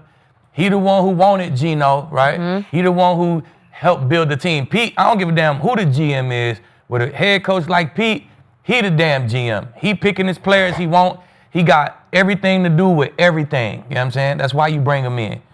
It start with the head coach. Next is the quarterback. It's Pete Carroll's fault. You pick Geno Smith, then it's Geno. You throwing more picks than touchdowns. You trash. Simple as that. That's the order. Head coach, then Geno. Pete Carroll, then Geno, bro. Y'all are the reason the team is trash right now. Well, here's one for you. Ashton Genty, their first-round draft pick, who's really a good running back. Yeah. He really is a good running back, man. He gets a first carry, right? They run duo. Malik Hooker comes right up in the B gap. You have to motion the receiver in and block the damn safety. Nope, they don't do it. Loss of 1. Yep. Then they run a draw for 8 yards on 2nd and 10. They got him some room. Then they're going to run a power flip. They're going to fake the power and flip it to this son of a gun, right? There's a guy standing on the outside line on a line of scrimmage. You can't run that play. He just stood there and ran over there and tackled him for a 4-yard loss. I mean, the designs of these plays. They run a toss 18-4, so they had it. That was a good play, but they didn't block anybody. Loss of 2. Then they run a Wanda, weak side zone. They run a jet sweep, but the nickel stays right there. They don't push it to him. They miss the blocking scheme. And then on the safety, they run duo again, and the right guard doesn't even block out. He blocks down, and the defensive end splits it for a loss. So it's Chip Kelly. It is somebody on that offensive I don't know what Chip Kelly is doing. So that's Chip Kelly. This is week 10 or 11. Well, who and picked we're Chip targeting Kelly? wrong. We're not blocking on duo correctly. We're not bringing the safety in to block us. John Spatek. We're not bringing the receiver in to block a safety. Week 10? How many times do you see the Rams or the That's all they do. 49ers bring those something That's all they do. And then they pull it out and fake it, and there he goes to the corner, and they got good plays. I mean, you got to be sound in the running game. You can't put that shit on tape. You can't do it. So coach say it's Chip Kelly. I'm saying maybe it's the line coach, maybe it's the linemen, maybe they're just not paying attention. But if I'm the OC and we running duo and I don't got my receiver, if I see that once in practice, I'm gonna say, hey, offensive line coach, why we ain't motion this receiver down and block this? Well, Keith, they tried because the guy they drafted, the rookie they drafted, was supposed to start this week. He was a healthy scratch because he kept tricking off plays in practice this week. They said, we gonna let you start. They watched him practice. He was tricking off the checks and all the plays. They said, nah, go sit down, man. So they you know what I'm saying? They trying. If you want to be running the ball like that, you got to have the right guy at receiver to do that. Not a lot of guys want to do that. I had Deshaun Jackson. We did a walkthrough. I brought him in short motion to block the safety in a bunch. He came back to the huddle and says, hey, Gru, this isn't the game plan, is it? Hey, I ain't going to have to do this in the game. I'm like, that's not bring Ryan Grant in for that. That's what they thought Beck was going to be from TCU. That's what it was. He was a blocking wide receiver. What he's got to be. I just think that their scheme for Ashton, I feel bad for Ashton. This is a good back, man. He had no chance. He is. Walter Payton. Yeah, he can play. These guys wouldn't have no chance with the runs that they called last night. So who fault is that, coach? It's not Ashton's. Well, who is it, though? Could be the lineman. Could be the offensive scheme. The preparation. You know what I mean? Right. So if you had to put that on one person, that wouldn't be on If Pete you're Carroll? the right guard and right tackle, and we're on a duo to the left, we're back blocking, basically. They put the will linebacker on the line of scrimmage. The tackle blocks the will linebacker, and they let the end go hit Ashton. Do Pete Carroll not know that, though? Do Pete Carroll can't see that? No, he's chewing gum. He do, but sometimes players just ain't, man. He do it sometimes, but leave. Sometimes the players just ain't. They just, you know. Well, you had 11 He ain't days said to the play. It's prepare the for scheme. this. He 11 just told me days. 5 to 7 runs that was terribly schemed up the way they blocking them. That shit got to start upstairs. Yeah. That shit got to start with the head man, bro. I mean, how'd you like to be a back, right, when you get the ball? Exactly. I would love to be the D tackle that's doing the beam. Hey, Chip Kelly's been doing this for a long time at a lot of places at a pretty high level. So I loved your breakdown, smart breakdown.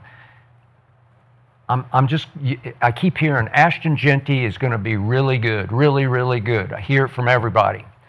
And I thought I set my bar way up high for him after I watched him a lot in college. And I'm going to say it again. I'm not seeing special from him. I'm just not. And I get everything you said where you get hand the ball in the end zone and boom, it's just like boom, and there's nowhere to run, nowhere to hide. So Chip Kelly's saying, well, we can't block anybody, so let's just flip it to him in the flat. So they threw him 8 balls and he caught 6. I don't think he has great hands, but he caught 6 of them. And a couple times he had a little make you miss possibility in the flat. And not one time did I sit back and say, whew, whoa, there he is. I haven't, not one time all year have I sat back and said, whoa. That Bears run? I haven't seen special, man. That Bears touchdown? Yeah, but listen. Didn't he have a good one versus Denver? Where they got called got back? called back. back. So that don't count. Yeah, but I'm the Bears talking don't about count it. where he makes people miss and you say, damn. Like Right. there he is. I think he's running into some loaded boxes. It's not like the secondary is really afraid of Jack Beck and Tucker and No. Tyler Lockett, right? Now they're a little scared of Brock Bowers, but it's just tough, man. It's not good. A good look. And then pass protection for Geno is always just listen. Geno flip is of a Geno. coin. I've never been a fan. I said it as soon as and I'm like, whose call was this? Was it just Pete's call to go get Geno just because he knew and trusted Geno, or one? He had to advocate for it, though. Yeah. Okay. That's what coaches, All right. they go Speaking get of their guys. advocating, okay, I'm going to throw one other at you, and you're not going to like it. But before the draft, John Spytek, who was in Tampa when Tom Brady was in Tampa, said, and I quote, "We'd have to be fools not to involve Tom Brady in our draft." Okay. Well, it's just this is the God's truth. I'm just telling you the truth. Coming. Okay. So we did see Tom wearing a headset last time they were on Monday Night Football up in the booth. And after the game, both Pete and Spytek said, and Chip Kelly said, we talked several times a week to Tom. So he is very actively involved in all this. So he deserves some of the blame for all this, because I'm going to say it again. The owner. On quarterback call in the draft, 7 times they passed the guy we're going to talk about here in just a few minutes, Shedeur Sanders. 7 times after Tom was supposed to have been his mentor all the way up through high school days, right? Well, you don't think they sought Tom's input into that decision? You don't think Tom signed off on not taking Shedeur 7 times before he finally went to Cleveland?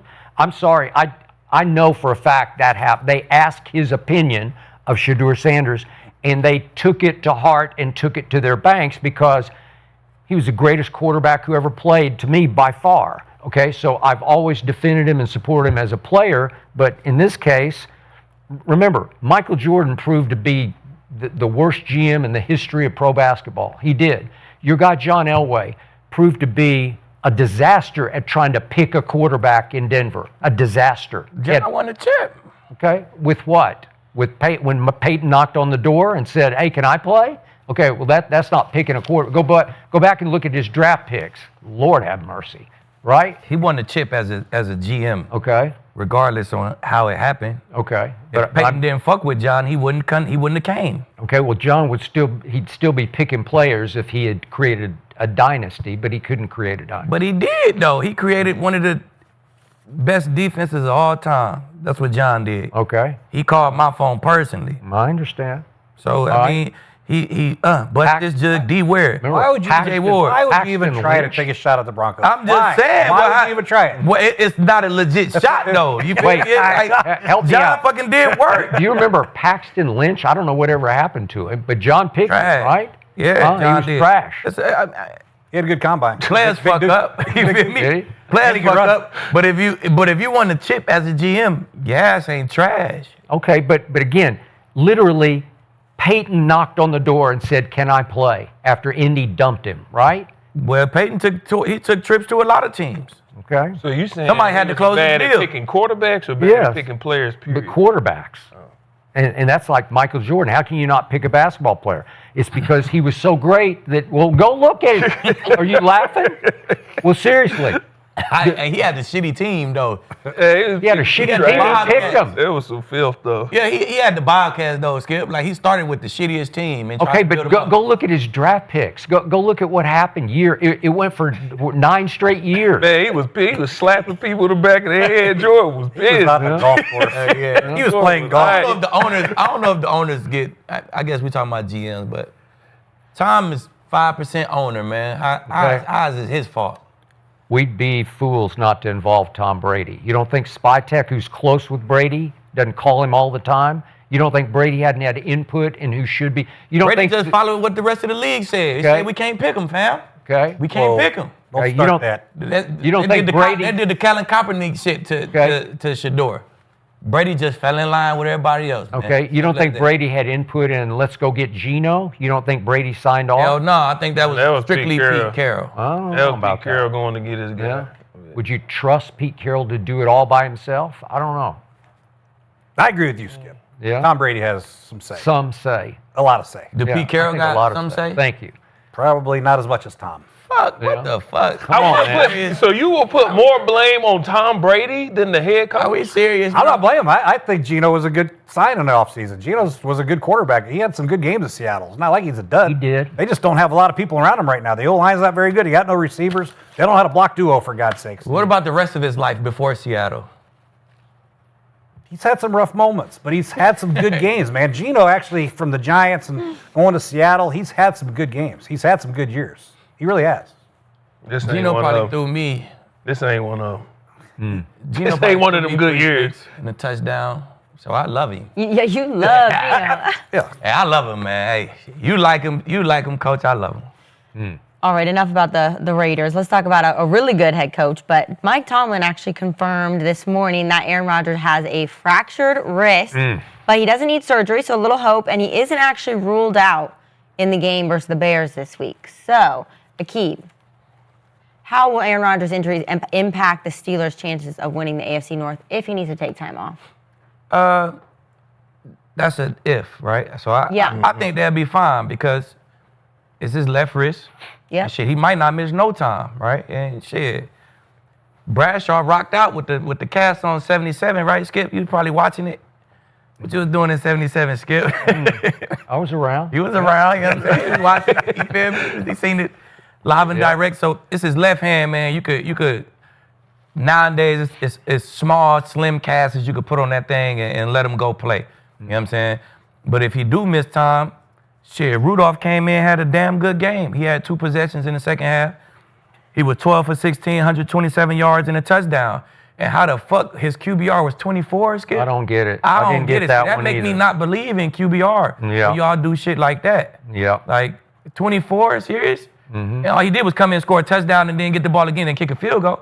Like, And they gave Aaron a 38, and the stats are reversed. It looked like Mason had better Exactly. So numbers. how did he had nothing to do? The I don't score know. was 9-6 at halftime or something. You know what I'm saying? So how he had nothing to do 10 with that? 10-6. Yeah. 10-6 at halftime. How he had nothing to do with I the don't win? know. I don't like that QBR. But anyway, Gotta be a misprint. no, I definitely wasn't a misprint. I checked it 3-4 times. I couldn't believe this shit. No, that's what it was. I couldn't believe it. Yeah, I 12 looked for too. 16 for 100 yards and a touchdown? Yeah. Yeah, and I looked 20 and I points, said, what the what? fuck? That's See, why. that's what make me take QBR and throw that shit out the window. So I never look at that shit. Yeah, You guys man. are the PFF, QBR, PFF. bullshit looking up stat lookers. You know I don't give a fuck about the stats. I just try to throw them out there because, to talk Skip language. You feel me? I got to communicate with Skip sometimes. Noted. Sometimes, not It's the not only 3 way days a you week. can battle with me. Hey, but Pittsburgh is led by this defense anyway. So if Rudolph was to have to play, if that defense come out and do what they got to do, create some turnovers, you know what I'm saying? They lead the charge. You know what I'm saying? So the defense, y'all lead the charge. Y'all get turnovers. Y'all stop the run. Take points off the board. Pittsburgh will be just fine. You still have them winning the North over the Ravens if they have Rudolph. Of course. I mean, because it's a small fraction. He won't be gone for 6 weeks or nothing like that. You know what I'm saying? If anything, he'll miss a week, maybe 2 weeks, and he'll be right back. So Rudolph an 8-year vet. He's not a baby. Yeah. They won't have to change the offense for Rudolph. They're still getting fucking 13. Try to run the ball. Shift to 11 personnel looks. And let Rudolph find the mismatches. They won't have to change nothing for Rudolph. Yeah. He a vet. He can handle it. He been there. It'll be good. He has averaged 286 yards a game. It's not like they're lighting up the. It's not like Aaron Rodgers throwing it all over the place. Nope. This year is their 28th in the league in defense yards per game. They don't do anything any good really. They do everything okay. They're like my golf game. I'm a 5 handicap. Hit the ball pretty good. I can't really putt, but I score pretty good. That's the Steelers. What are they good at? Not How really they good at taking running the the ball away. They're That's 28th in defense. Integral part. That's yards. Who That's gives the a last fuck couple. about yards? That's what they've done the last couple of weeks. They're starting to get their identity Don't back. be a stat looker. And that's the physical Don't part be of a stat looker. Let's look at the shit that matters. I'm Points saying, and takeaways. If they get back to the Pittsburgh Steelers defense and physicality and taking the ball away like they have the last couple of weeks, then yes, they have a chance. But I still think there's too many holes in this offense, man. They don't have any. DK is not really scaring anybody, right? Austin is dropping balls. He's not very good. They do the 2 tight ends. Jalen Warren's a good player, but what scares you if you're playing against them defensively? You know what I mean? What? Holy cow, we're playing the Steelers. We got to stop this. What? Duo? Maybe a play pass to DK? That's what scares me about Pittsburgh. If they get down, how are they going to come back? Defense, TJ Watt. Other than that, have at it. Let's go. Come on. Man. That's not a defense that you go in like, TJ Watt, other than that, They're 28. have at it. That's in yards. The total defense. When you say what somebody ranked in the defense, all you going by is yards. That's it. They gave up a lot of chunk plays early in the season. The last That's couple early weeks, in the they season. filled See, out. the defense They did has stop been Joe tweaked since Flacco then. this week. They did a good job against Cincinnati. They That's the played best good O in the the week league. before. Well, Since Flacco. That's just because their defense is so bad they have to throw every down. You on your phone or? Yeah, I was Are looking they at. boring you? No, I was looking at. I was looking at their points per game, but that don't matter for what I'm about to say. It's not that bad. Huh? 25 It's not that bad. 16th versus 28th in yards allowed. Okay, 16 in points per game. So at least they're it's not that bad. the average. Well, my thing is, Steeler defense, that's terrible. well, mine But And top that's of the what he league said in about his takeaways. golf game. Not that bad. Well, that's like his golf game. But every time he get on the green, he sink that motherfucker. No, That that's true. not That what you is said. not true. No, But I mean, that's what not his golf game would be if it was Pittsburgh, because they the best in the league at taking the ball away. You got to be the best at something. Chicago. Or his fucking drives was fucking outstanding, but everything else sucked. You got to be the best at something because they're the Chicago's best in the number league one at by taking the far. ball away. No, Chicago's number one by far. Not by far by a pick. No, by far. By far. Chicago's running away with it. Takeaways? Takeaways, let's look. Let's look at it. Oh, it's Google it. It's way. I got it here. Yeah, hold on. I know Chicago way up there. And Pittsburgh second. No, Pittsburgh is fourth. The Chicago's Rams- 22nd. the Rams are I mean, they plus got 10. 22 takeaways. What Pittsburgh got? They're six clear of everybody. No, the Steelers are 18. second. Their Not in overall. differential. We ain't plus talking about 16. differential. We talking about They got takeaways. They got Takeaways, 22. yeah. Pittsburgh got 18. Come on, bro. What we That's talking how about? Pittsburgh has to win games. They got to But get back to their the Jags and the steel Rams curtain also way. have 18. Yeah. They're tied. But are they that good to They're be that second in the dominant? league in takeaways. But they're not that dominant on defense. Takeaways are great. That's great. That's very That win important. games. Hell yeah, it that's does. a I stat. agree with you. That's a stat that leads, that shows you win games. All those teams up there in those takeaways, are they good teams? Do they win games? Because that's a stat that translates to wins. Who gives a fuck about yards? As you start playing The Browns later are in up the year, there these too, and good teams they that ain't you winning. play, they're going to focus on not giving the ball away. So they're going to have to do something on offense to manufacture some points later. And that's in what the they do. They season score- to they win score in the red zone. AFC North. They score in the red zone. and That's what they do good. Yeah, but that's where I want to get to is Aaron Rodgers. This is if. What they've done is they play great defense. They've been able to run the ball. And then they've had these makeshift quarterbacks. Russell Wilson came in. Mason Rudolph has been there. We've seen him in their formula. For years, yeah. The difference is Aaron Rodgers and this up here. This is what separates him. This is why they're so much better in the red zone than they were last year. This is him diagnosing the things that Mason Rudolph won't see, Aaron Rodgers will see. So it's not more so, it's his wrist, and if his wrist is he can't play, it's this up here. That's him and Mason Rudolph with thinking and what they've seen and being able to adjust and all that. That's the only difference that I see. But the offense it ain't that much big a difference. But up here, when it matters, when I got what I'm diagnosing as the game's going on, that's the difference. In the red zone, seeing what this defense is doing, being able to shift people with your eyes, understanding this, sending him over there, he's going to be able to do that at a much higher clip than Mason Rudolph. And also, even at his age, he will be able to push the ball down the field better than Mason Rudolph. We've seen that throw he made versus Cincinnati at the end of the game. He still can spin it. So they've had issues pushing the ball downfield. Aaron Rodgers still can make all those throws. We've seen Mason Rudolph trying to make those throws. That's the only difference I see if he's not playing. Okay. But other than that, ain't that much. All right, quick point of order. I still don't know how Jay can be a 5 handicap in golf if he can't putt. I don't get that. Those two don't go together. You have to be able to putt some, unless you're just knocking every pin down. It's well documented. Is it? Yeah. Okay. I don't know how you do it. You must be the best ball striker on earth. Then. Pretty good ball striker, Skip. Okay. Just I can't putt. got it. Okay. I appreciate that. All right. Back to you and Mason Rudolph. Okay. This is just a cold, hard fact number. Mason Rudolph starting games for the Pittsburgh Steelers in his career is 8-4-1. That's pretty great. Yeah. Solid. It's pretty great. Nice. And he has started 18 total games. So he ain't no baby. We're not talking about Dylan Gabriel or somebody you're throwing in there trying to make it up and make it work. When I watched this game the other day, albeit against the Bengals, like we disqualified the Cowboys because it's the Raiders. Okay, so maybe I should disqualify the Steelers because it was the Bengals defense, which is even far worse than the Dallas Cowboys defense. 100%.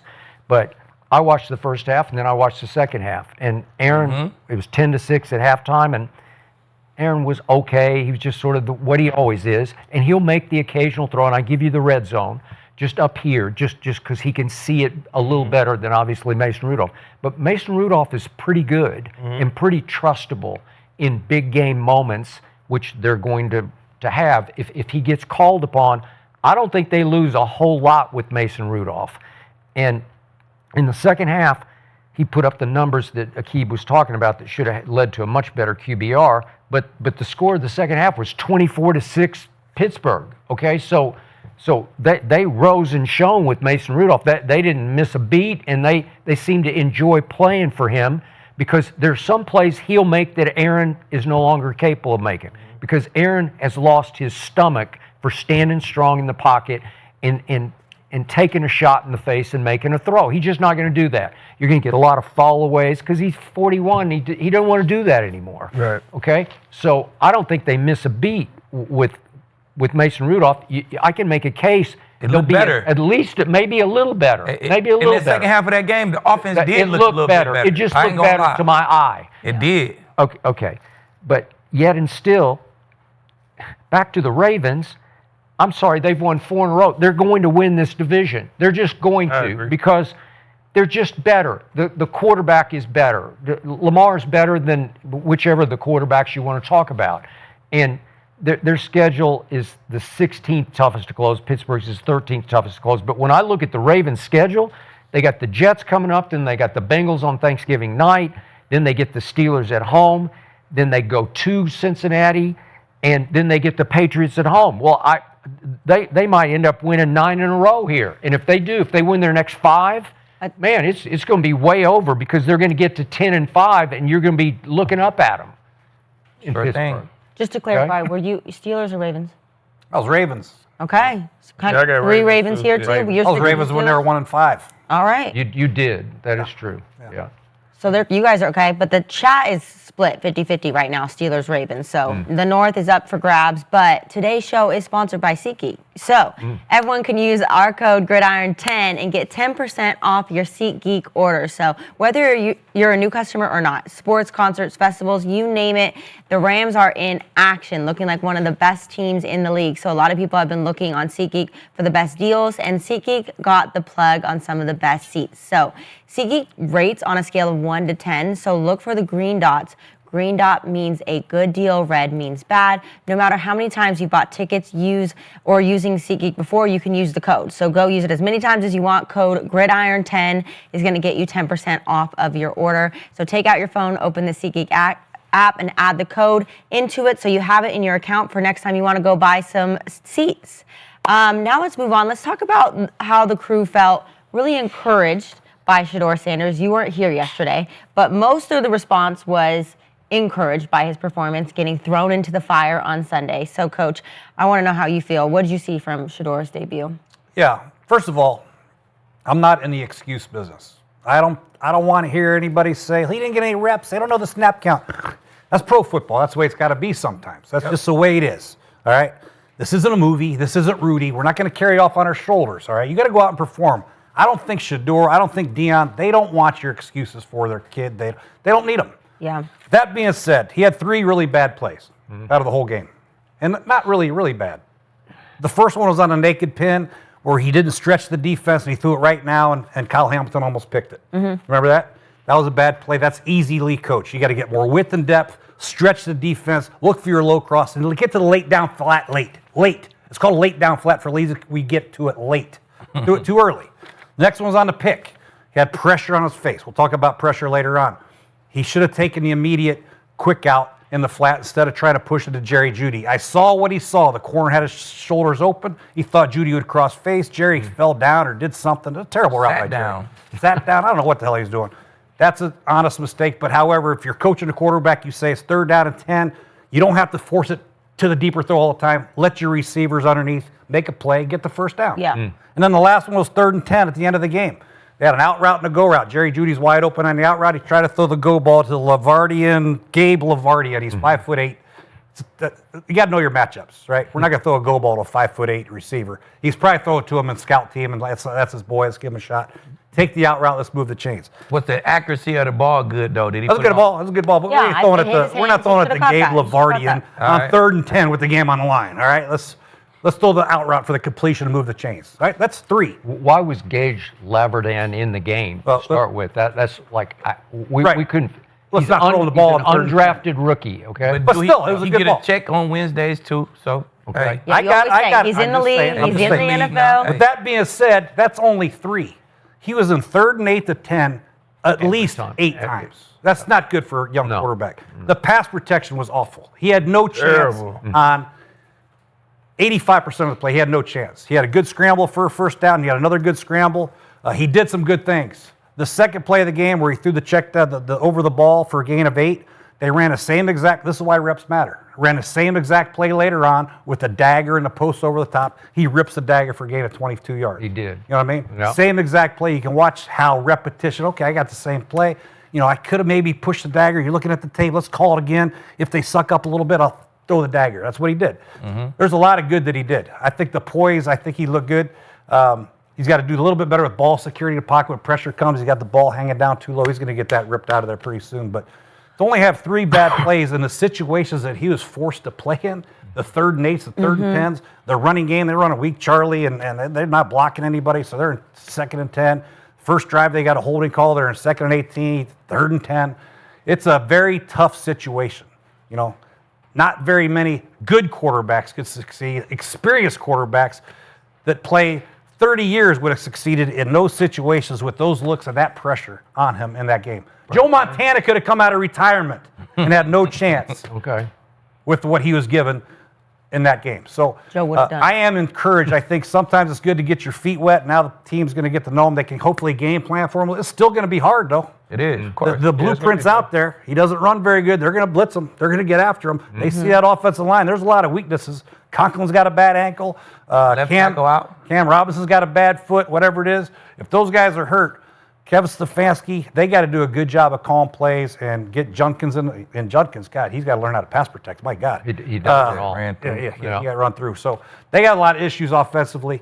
It's going to be very important to try to get them outside the pocket a little bit, get the running game going, get some quick game going. But the problem is at receiver, they try to run a quick game. They ran 200 jet Omaha, which we call all the time a little out route and 2 sticks, right? The DBs didn't even back up.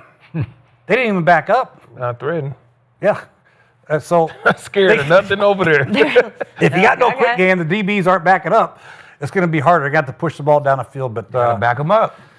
I just think that there's a lot of narrative on this kid. He's came in there in a really, really tough situation. We know about the reps, but that's what backup quarterbacks are forced to do from hell. We had to play with Josh Johnson one year. He came in on a Wednesday, started on a Sunday. So it happens. Yeah. Cat Daddy. Josh, that's my guy, man. That's what pro football's Josh. about. Hey. So let's eliminate the excuses. Let's watch this kid develop right before our own eyes. Yep. Hopefully they come in with a good game plan, and hopefully it continues to progress. But it will be difficult, man. I'm telling you, it's going to be hard. Okay. Well, now is he's got it the fair whole to week. say you were slightly encouraged by some things you saw? Oh, yeah, for sure. And the when I was watching the bar at a sports bar with a nice cold Corona in my hand, you know what I mean? I was like, man, this kid, he looks terrible. Then I watched the tape. I'm like, shit, he didn't have a chance. Yeah. He had no chance. At all. At all. No There's nobody chance. open. Hell, they were in one route. There's 3 receivers right next to each other. Yeah. Right? They ran another route. They crossed the path, and the receivers ran into each other. And if I'm the D coordinator on the other side, I'm doing exactly what they did. Light him up. Because he haven't had a chance to prepare his seat. Just light him up and see what happens. You got to get some You route know, distribution for the kid. There's some plays that they can run. They got to get some route distribution. Be more detailed in their routes. They got to come out of breaks. They got to get high lows. They got to get the depth between the routes. I mean, they've got too many guys close together. You're back to pass. One guy can cover 3 guys. You're like, gee, oh, damn, there's Kyle Hamilton. And for God's sakes, if you're playing the Baltimore Ravens, know where number 14 is? This guy is a monster. You know? He's a game record. Yeah. I mean, seriously. All over the place. Hey, there's 14. Let's slide over here. Sure. So, anyway, it was a great game plan by Baltimore because they had to win. They're playing with their backs against the wall too. And I just think that anybody who's too critical of Shador here doesn't really watch film. Anybody just probably, hey, he's a great, just give him some time. Okay. We'll go. He looks like he's going to start this weekend, and he's going to have the whole week of reps. So yeah. How are we feeling about that? I think his confidence, I think he'll fix some of them issues his damn self because he a vocal guy. You know what I'm saying? You're not going to do nothing that he don't like, and he don't say nothing. I don't know what kind of guy Dylan is, but he seemed like a more passive, quiet kind of guy to let the coach say something to the guys before he say something to the guys. Shador going to fucking say something. You know what I'm saying? He going to ask for what receivers he like to be in there. He going to ask to throw to the guys he like. And I just think his confidence ooze off on the guys. You know what I'm saying? They're looking at huddle and they'll feel better about the situation. And I think they'll go to Vegas, they'll get a win. The most important thing they really have to do as a staff, right, for Shador, and Shador really has to really hone in on the protection meeting on Thursday, Friday, Saturday. Yep. They really got to know where we're going, who's slide. Are we going to go max protection? Is it 6-man? Is it a 5-man protection? I got to know where my issues are. That's the toughest thing for a quarterback. You know, they tried to go 5-man protection. They're hot off to one side. I don't think Shedeur knew it. You know, you got to know exactly, man, if our line's going this way and they bring a guy over here, I got to get the ball out either over here or I got to move my feet and throw it over here to the left. So that's the biggest issue he's going to have on these known passing situations. Hey, man, I got to protect myself. I got to know where the protection is, know where my hots are, know where my quick elements are, and get the ball out of my hands. You better know where Max Crosby is, as you well know, right? Of course. He wrecked Dak early in the game. Dak hadn't completed a pass yet. Max got him from behind, fumble, lost, right? He's going to be moving all over, too. He's going to find a weak link. He will. O-line. Yeah, for sure. My only thing is, for all y'all out there that's looking to jump off the bridge and pass judgment, allow him to be a rookie, allow him to learn, allow him to make mistakes. Because there's a lot of positions that's not magnified like his is, where y'all don't even see the mistakes. At wide receiver, D tackle. I remember I was a rookie D tackle. We was playing Arizona. Y'all, the whole defense balling. LeGarrette Blount going crazy, jumping over people. Shit, I had 2 picks and a touchdown that game. We almost lost the game because I took a double team and I got ran over. And they went and scored on the run. Your hands were outside the pad. No, it might have been. Nobody knew. The media didn't ask me about it, nothing. I was the 3rd overall pick. He's magnified, one, because his name, because he's at quarterback. Allow the kid to learn. How many games did Dylan Gabriel play? 6. Come on, man. He got a half of football. Now he's getting this game plan. It's 1 week. So let's see what we got. And then after this game, grade it game by game. All right, this is what he. But like Lieb said, we watched him in that first preseason game. Yeah. There was a play where he ran to his left. He escaped to his left. He kind of overthrew his receiver a little bit. He kind of overthrew him. Got that same thing going the other way. He realized I put too much on it. This time I put touch on the ball and completed the pass. He's going to learn, and I just want everybody to, one, temper your expectations. I know we love the kid and everybody, but allow him to be a rookie. That's all I ask. Just allow him to be a rookie, man. Allow him to make mistakes. He's going to make mistakes. And then we see what he's working with. O-line ain't, shoot.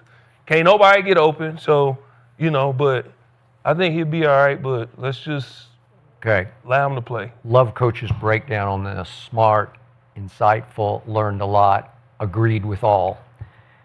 No excuses, but Cam Robinson's pretty good at left tackle, and they lost him right at the end of the half, so now you're operating with the backup left tackle to start. And I get no excuses. Dion doesn't want to hear any excuses. But I loved what Shedeur said after the game. He said it took him a couple of series to step back and say, oh, that's what Pro Bowl speed feels like on the field. Because this is his first time ever, man. You did get thrown into a very hot fire against a defense that plays high IQ because of 14, who's all over the place and is one chess move ahead of you every snap. And they're healthy and they're hot.